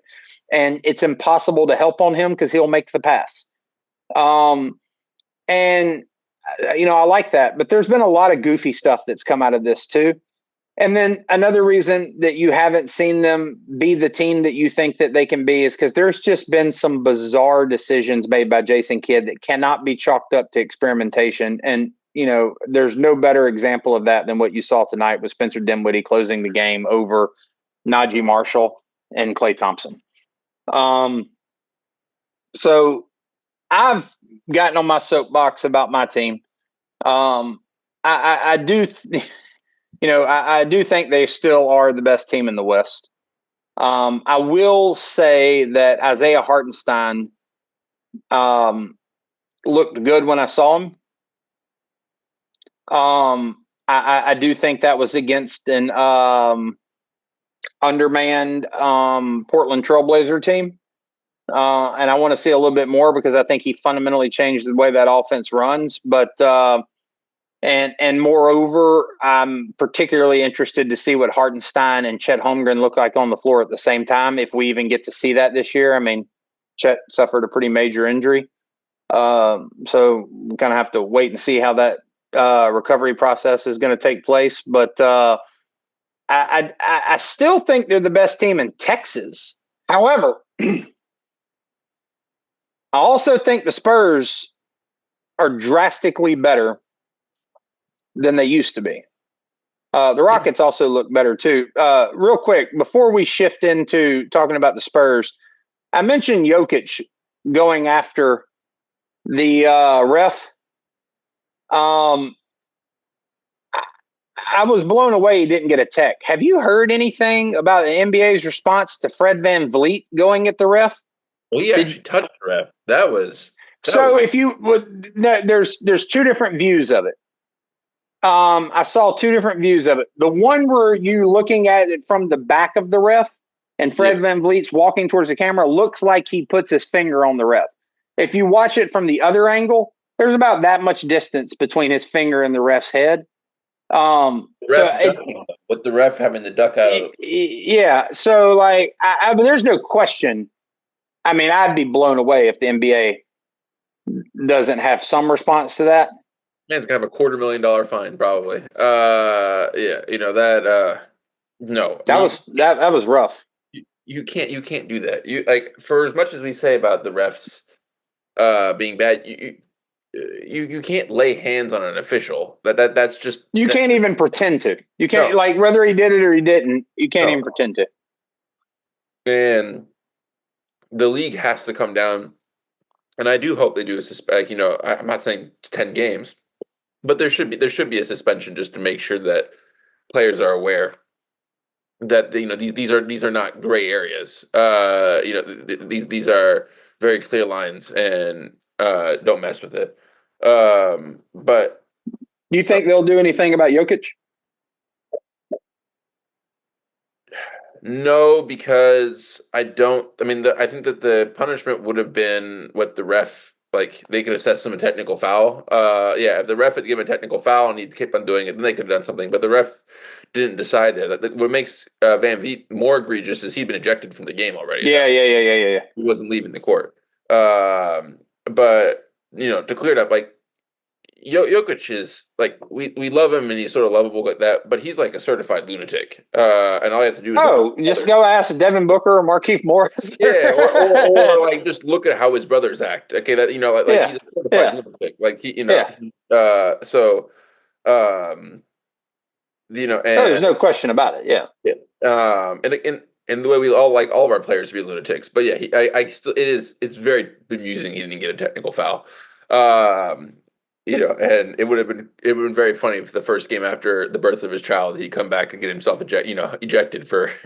Well, I mean, when Fred VanVleet does it to the ref, I imagine the ref's probably thinking to himself, dude, what are you doing? Yeah. When Jokic does it, I'm sitting at home. I'm probably 2,300 miles away from Jokic's where he's doing it. And that camera view I had of it, I was just I genuinely feel for that referee's life right now. He's walking around. He's following him around He charges him. Yeah. But anyway, back to the Spurs. We touched on it briefly early on. Stephon Castle having a great rookie year. We haven't give Chris Paul any love on this podcast. Haven't talked anything about Harrison Barnes. Apparently, they have some 7'4" Frenchman who likes to jack up threes down in San Antonio. 15 threes last night. It's unreal, dude. It's unbelievable. I believe he has averaged in the last 3 games he's played. I believe it's like 16 threes, 12 threes, and 13 threes. Like He's averaging like 14 threes a game over the last. yeah, So this is like real quick, just to put a button on that, because this is what Wemby. This is really what we surmise from that stat. Since Ben Staten on this show called Wemby out and said you need to quit shooting so many threes, Wemby's double basically down. saying double birds to Ben Staten, and here's 14 for you, bud. He's literally doubled his 3-point shooting since then. Like the volume, but the um. I have been in, there was the really tragic, not tragic. He's not dead, but like, Coach Pop had the stroke, and so Sure. there's been a coaching change, and it seems like he's doing all right. He's recovering, and and so we're obviously really, really happy for that, and hope he can get better. But the result of that has been that there's a new coach, there's an interim coach, Mitch Johnson on the Spurs, and he's kind of been thrust in same like basically like Missoula style. He's a guy, former college player with no other real coaching experience, and He's a longtime Popovich acolyte, though, or yeah, he's been on the bench for about almost a decade. So there were some questions going around like what was this going to mean, and he's made some rotation variations. Before Pop had been out, the bench rotation had started to solidify, and a couple of the players that were in it have been taken out. But one of the things I've been really impressed with Johnson about is that this season in particular, they've had some really rough starts to games. They come out and kind of look like a pickup team that hasn't played together before. The offense is often stuck in the mud. The defense is, like it seems like there's some issues with pregame prep. But Johnson has shown a really, really good ability to make halftime adjustments, and the Spurs are a really, really good second half team in most of these games. It's like a sort of like a night and day type of scenario. And Paul has gotten this team. I would get this to Chris Paul more than the coaches. This team is much more serious than it was last year. Last year was a shit show. Players were doing all sorts of shit. There was no coordination. Everyone was going for their own shot. They didn't play in a serious manner. They weren't running plays. They're a drilled team now. Now, is there still some of the chaos? Yes. Is there still like some? Are there still players who are over indexed on like how important they are? Yes, but the important thing about is that this is now a real basketball team. When you watch them play, they do look like a serious professional basketball team. And the it where what's particularly interesting is that they've done this year with a lot of injuries. They missed Sohan, who started the year really well, and he's broke his wrist, and he's out for the foreseeable future. And Vassell has been injured most of the year. He came back briefly and is now back out injured again. And those are, going into the year, those are the number, 2 and 3 on the Spurs, like, depth chart basically about pure importance. But no, and Sohan was playing really well, but also with Sohan being injured and out of the lineup, do you think some of the chaos is injured and out of the lineup? yes. And the other thing about the Sohan thing is I don't think Sohan is going to work long term on the Spurs. I think he's Yeah. a fantastic player, but he is a post player and forces Wemby out to the 3-point line. And if you and that basically makes Wemby into a perimeter player. It's and like Wemby needs to be the Spurs comeback against the Warriors came when Wemby made a bigger emphasis on getting into the post and playing out of the post, and doing a lot of facing up, and that is when the Spurs excel. Like quite frankly, they can talk all they want about emphasizing that Wemby needs to make shoot as many threes as possible, but the team gets into a groove when Wemby is attacking the hoop and he's being aggressive and he's being assertive. Uh, and the problem with Sohan is that Wemby clearly does not like attacking the hoop when Sohan isn't there because the lane is more clogged, and it just makes him into just a jump shooter. I also think that you are correct to say that he's a chaos agent who does like He's guaranteed once, 1 to 3 times a game to just do something that just makes no sense. Like he'll just dribble out of bounds, like literally just dribble like completely out of bounds. And he also is a he's an instigator that makes the game a little more chaotic and unfocused. I think that I just don't. I struggle to see where he fits long term into the plans of the Spurs unless he can develop like a good 3 point shot. But like if anyone who's watched his shot, he's got a really he's got a hitch at right before the release point that is pretty glaring, and I think it just prevents him from having a good jump shot at all. The Vassell thing is worrying long term because Devin Vassell has now gotten a pretty good reputation of being like pretty injured at least 20 30 games a year. But he was the Spurs second best player last year, and by a mile. And they've gone, I believe, 7-8 now without Vassell. Like basically, I don't think he's played more than 20 minutes in a game this year, more than 25.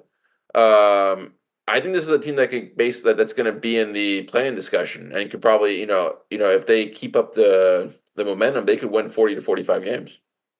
Yeah. Oh, I feel the same way. I think that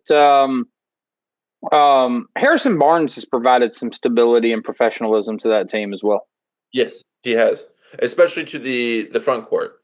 Like I think that he's been particularly helpful. He was very helpful for Sohan in basically providing structure. Like, here's what your role is. Like, you don't do more than this, don't do less than this, but this is what your role is. Focus on this.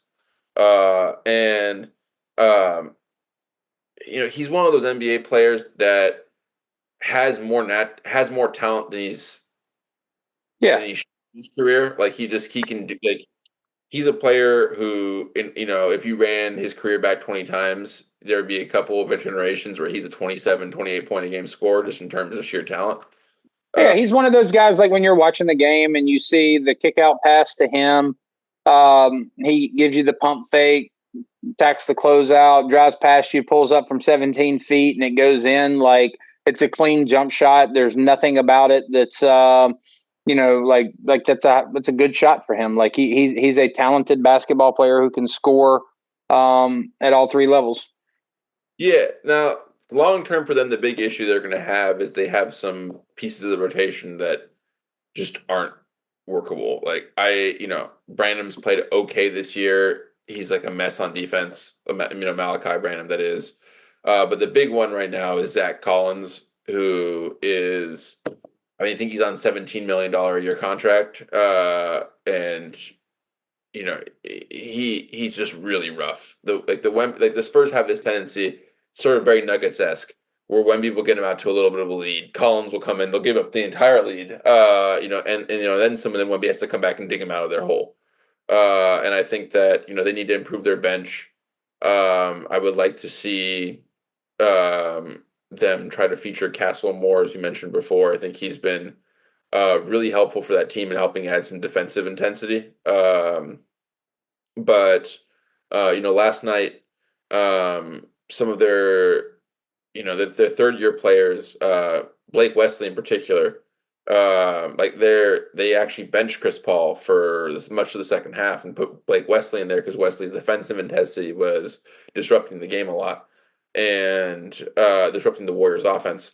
And I would love to see them, give him more of a role to see what they have there, because I think they still have some question marks in terms of some of the more veteran younger players. Even that may sound like an oxymoron, but no, for the first time, honestly, since the Kawhi trade, there's like legit optimism about this team and where it's going to go forward. It's pretty awesome.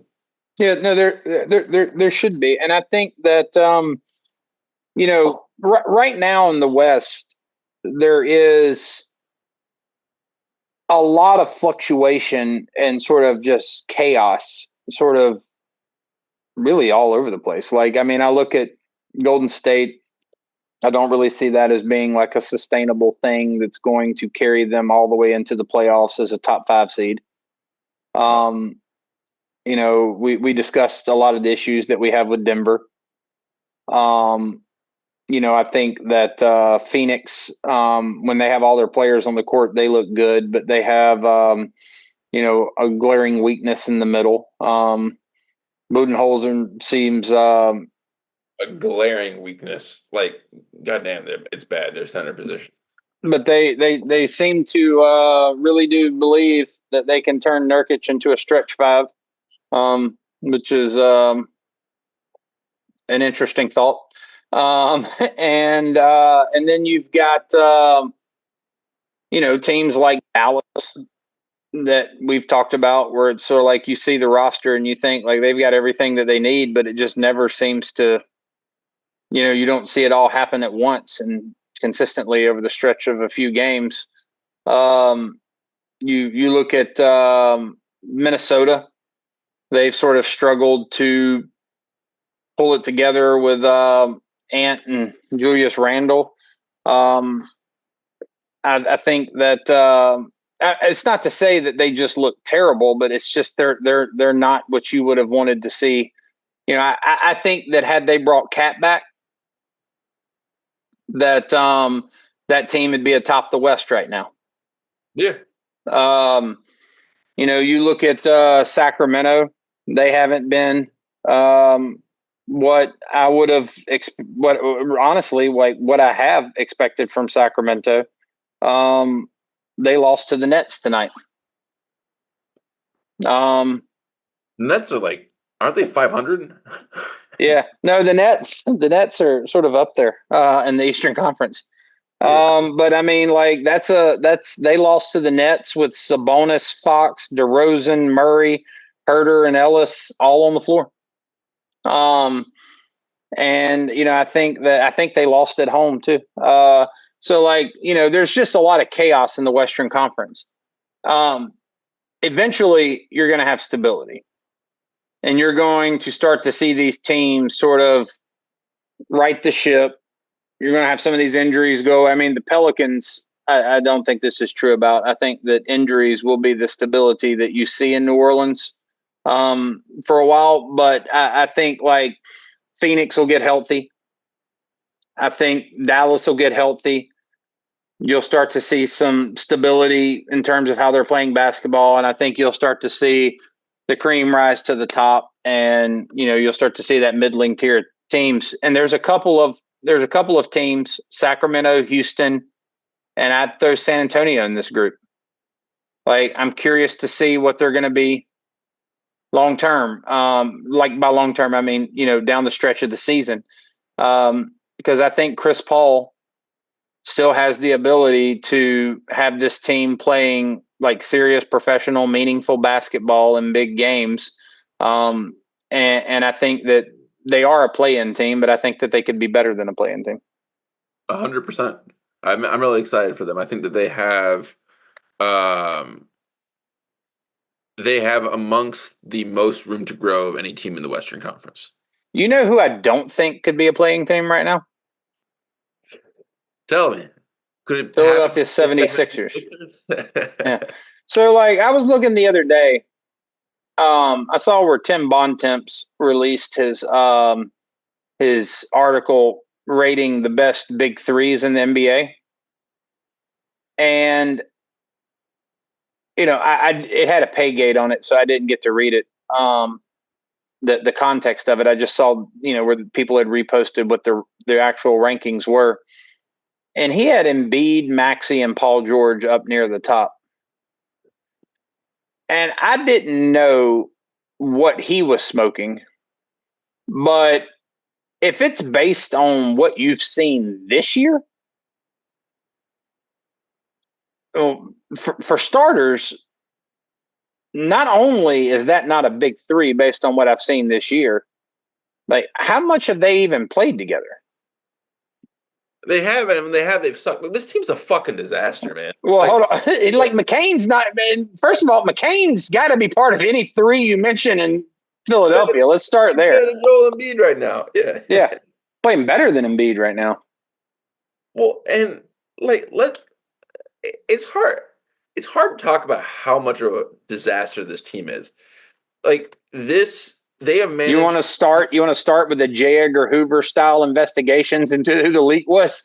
Yeah, the leak was, and he's Embiid, are you able to show up, within like 3 hours of an assigned meeting time? How dare someone bring out to the press, that I am always late. That coward. It's like, well, maybe you could be on time. No. But In fact, I can't even be here Sunday. How about yeah. that? Well, no. Well, then there's the report that after that article came out, he left the hotel at 5:55 for a 7:10 game. A whole hour after like an hour after the team bus had left. And like it's hard. It's hard to be like the Sacramento. I mean, the New Orleans Pelicans are starting. Who was the point guard they started this? Brandon Boston. Brandon Boston at point guard. And fielding entire lineups of players who were not on their roster, at the beginning of the year because they're so injured. And somehow the Sixers are more of a chaotic mess than the Pelicans, and it's not even close. This team needs to be torn up. It needs to be. This Embiid thing is a disaster. There's the reporting is not only that he is late this time, but he has been late his entire career, and they just been letting him get away with it. There's a report that when Brett Brown was coach, his assistant coach called a meeting with him to say that Embiid had personally disrespected every single one of them, and they were tired of it. He just kind of seems like an asshole, man. And it seems like a lot of what's happening is he was able to get away with being a prick because he was so good. But now that he's not as good anymore, people are tired of taking his shit. And he's just this year's gotten weird with him. He's been weird everything. Did you see that play against the Grizzlies where he tried to fake being tripped by? Yeah. That's just a bizarre thing to do. He tripped himself on purpose. And he did that weird flop thing when he was shooting a free throw. Like he's tried to beat up. Well, you've seen this kind of stuff for Joel Embiid for a while now. Like, I mean, like the bizarre behavior. First of all, you've seen it kind of manifest as like dangerous play on the court, just like straight up dirty stuff, like the Mitchell Robinson thing. You've seen it manifest as kind of like this bizarre self-loathing where he's talking about I'm the most hated man in the league. It's not even true. It's not. It's not even close to true. No, not even. I think Draymond he was kind of beloved for a long time. Yeah, in fact, he's just a superstar for a long time. I don't even know where that narrative came from, to be honest with you.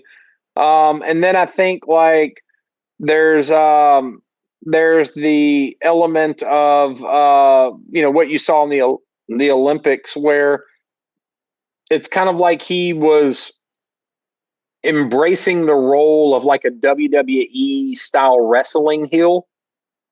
And wanting to play the narrative out as though this was like, a wrestling type situation. Let's be clear why, because this is the thing that gets talked about. He defrauded France out of a passport. He sent the French government a letter saying, I want a French passport so I can play for your national team. They gave him a passport, and then he signed up to play for the American team. There's a total reason why French fans are mad. And it's not like that's a totally normal reason. They thought you were going to play for them. You told them you were going to play for them, and then you didn't play for them. Like that follows. That's also a really erratic thing to do. Like it's like a brazenly erratic thing, which fits with a lot of instances of brazenly sort of weird and dangerous behavior. Yeah, I agree. I agree with you that it's time to look at the Sixers and call them for what they are. The effort to build a championship level team around Joel Embiid has failed. Yes. The years-long project to build a championship level team around Joel Embiid has failed. There have been multiple iterations of that team that have included elite Ben Simmons, James Harden. Like you've had talent there. You've had Jimmy Butler there. None of this stuff has ever worked. And I think it's coming to a sort of fiery, messy conclusion right now. The problem is I don't know who's taking Joel Embiid's contract. No, I don't either. But I'm going to go further than you. The process was a failure. This Morey stuff, complete failure. Sam Hinkie, failure. Brian Colangelo, imploded under imploded under his own weight. this has been a 10 to 15-year period of epic failures. They tanked for 5 years to get draft picks, all of which have imploded. They've gotten to no conference finals. They've gotten nowhere as a team. They are worse off now than they were 4 years ago when they had Jimmy Butler on that team. Yeah. Embiid, his career is imploding in front of us. He's probably cooked, like, to be just quite honest, in terms of like his knee. Like, I would be shocked if he makes a recovery to anything close to what he was in his MVP or 2 years ago, which he still should be at. He's only 31 years old, and he doesn't have a lot of miles on his on his legs because he's always hurt. Like, this is an epic failure, and they have very little assets to dig out of it. And like, the media keeps on talking about Philly like they've run some genius move. They've not. This is not a team that has been successful, especially given the talent they've had over the past decade. There are teams that have not done the craven and contrived process that they did, just basically tanking for 5 years. A lot of teams didn't even get anywhere close to that won NBA titles. And this team, even though they did everything they could in the most blatant, craven way possible to put themselves in a position to win, they've not been able to win. And that's a complete failure. And the franchise needs to blow everything up, in my opinion. They need to blow everything up. But we're back to the same question: is who's going to take his contract right now? They just signed a 3-year max extension. Now, I want, I don't want anything to do with that. I don't want anything close to that. You'd have to pay me draft picks to take that. Yeah. Yeah. No, there's no part of me that wants to sign up for that. I'm right there with you. I think they're stuck though. And I think they're, it goes back to is like right now you can look at college football and see this where like, you're kind of going into the NIL era and you see these teams like, Texas A&M, I think is a good example of this, where you're just spending a ton of money. Ole Miss spending a ton of money on these players. And the media reacts to, that level of spend as though it is the same as bringing in like the best roster. And the whole offseason, all we heard was Paul George was the biggest offseason acquisition. It was the biggest price tag. Yeah. It's not been the biggest needle mover. It's early in the season. I'm not saying that if Paul George comes back from this injury, stays healthy, that he can't come out there and play well. What I am saying is he can come out there and play as well as he wants to. If this is the version of Joel Embiid you get, it will be a failure. Yeah. He's also 34 years old, and they just signed him to a 4-year, fully guaranteed $211 million contract. Yeah. At this point, he's basically a jump shooter. He can create his own shot, but he doesn't drive to the rim anymore. He's just basically sort of a mid-range and 3-point jump shooter, whose defense is still good, but is declining in terms of ability because he's 34 years old and can't move as well. So you don't think signing someone with chronic knee problems, a la Kawhi Leonard. However, when Kawhi does come back, Kawhi looks great. In the little brief moments you get Kawhi back, he looks great. Joel Embiid has not. So you don't think signing him to a 3-year max extension and then bringing in a 34-year-old on a 4-year, $200-something million fully guaranteed contract was good business? No. I mean, I think that it was only good business because that was the only option they had. And that's the thing. Like, this keeps on going. Like, Morey basically just he does like arbitrage. He basically just he just keeps on trading stars for more stars and recreating the team. And it's gotten progressively worse and worse. I mean, 4 years ago they had Jimmy Butler, and now we're at a 34-year-old version of Paul George. People were viewing this as he an upgrade on Tobias Harris. Yes, but they by doing what they did and going with someone who was that old, they now put themselves in a situation where they have a rapidly declining center who is, I think Bill Simmons was talking about him as like, he looks like Phoenix Suns, Shaq. I'll go a step further. He doesn't look like Phoenix Suns Shaq. He looks like Boston. Yeah, he looked like Cleveland Cavaliers Shaq. Yeah. Yeah, where he cannot move, and he's basically just a jump shooter at this point. And Maxey. People were talking about Maxey like he was an All NBA team level player last year, and I like Maxey a lot. But this beginning of the year showed that he is not at this point ready to carry a team on his own. He's not efficient enough when teams lock down solely on him, and when he doesn't have help to be able to score, efficiently.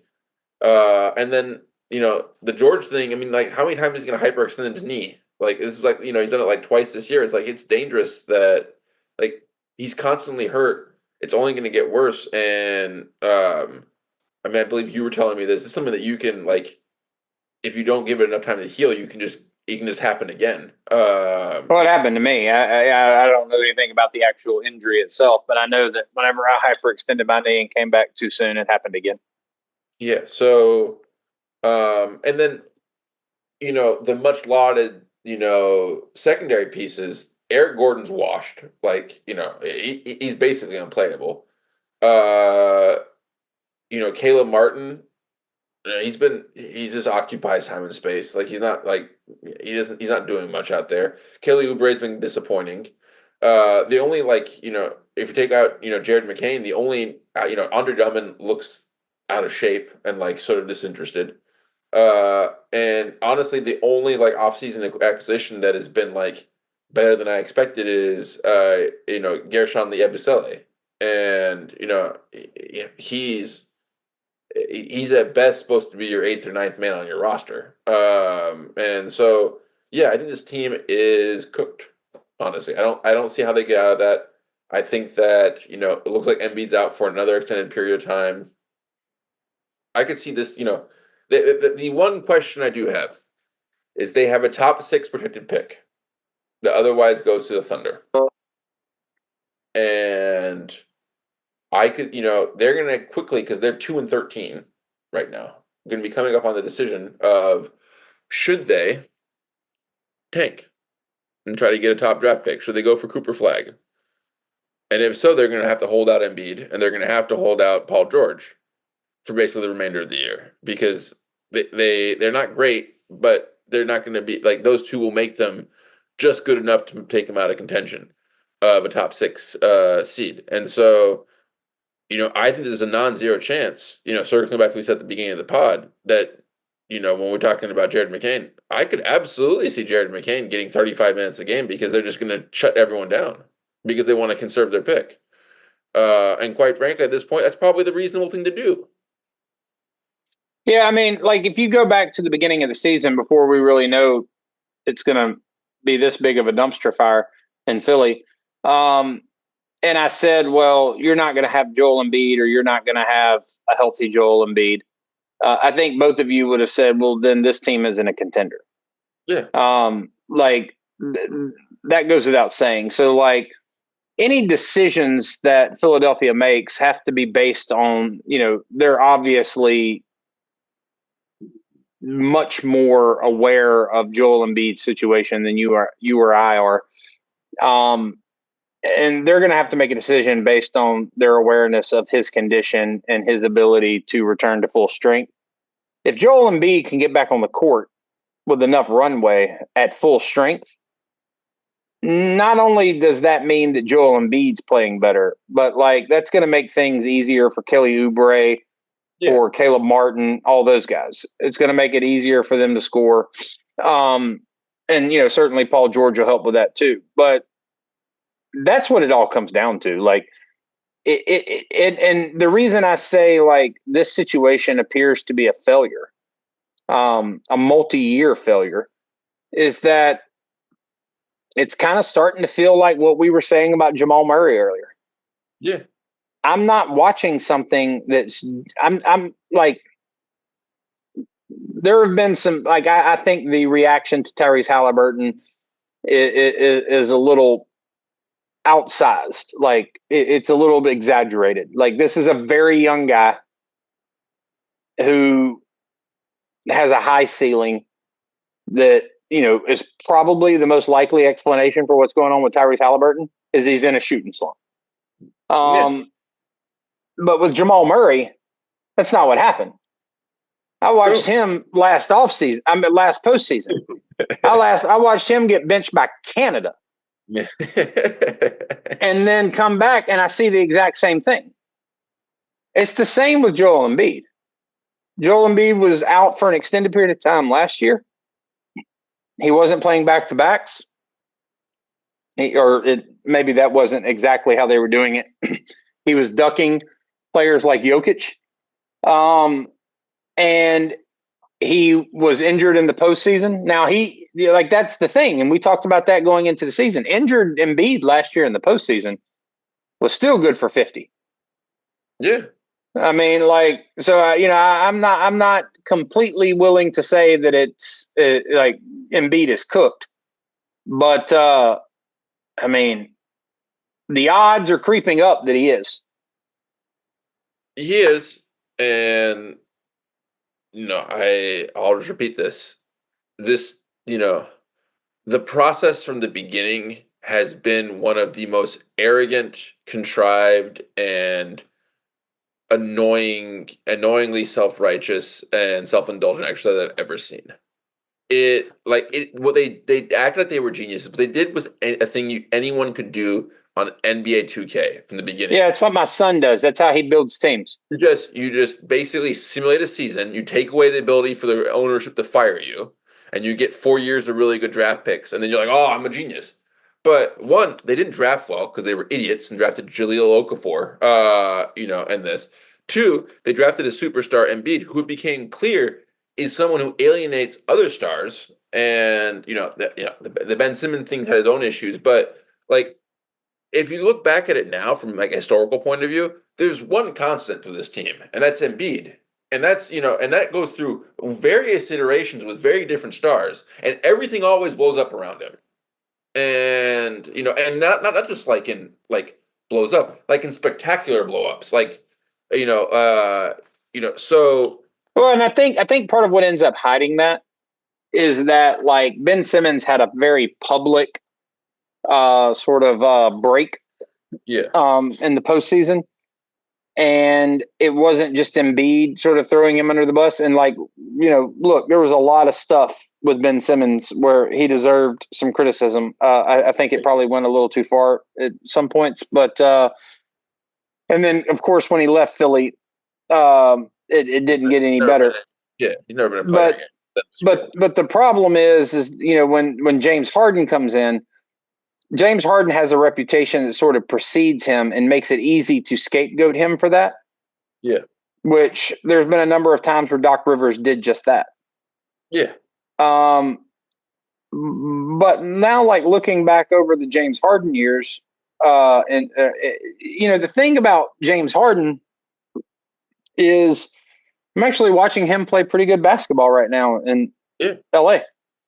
And you can say whatever you want about James Harden's reputation and all of that. I mean, he's had an infinitely more successful NBA career than Joel Embiid. And then, like you said, James Harden's not the constant in Philadelphia. No, he's not anywhere close. And the bizarre reality is that what the Sixers basically did with the Harden trade is they traded Harden for Paul George. Guess who's a better player now? Yeah. James Harden's a better player than Paul George. Yeah. He's a significantly better player than Paul George. And they have an aging roster with two bright spots, which are two small scoring guards, which is, not the worst place to start, but we're at the point where they need to think about tearing this down and going forward. This is definitely not the place that Philly thought it was going to be after they signed, they signed George in the offseason. Oh, no question about it. I think that's as good a place as anywhere to end. That was a broad, far-ranging discussion that began with can Dyson Daniels usurp Victor Wembanyama for Defensive Player of the Year, and ended with it's time for Philly to just burn it to the ground. Yep. But we touched a lot of different spots. Look forward to circling back with you next week, talking about some of the big games that happened this week. And until then, y'all take care. Happy Thanksgiving, y'all.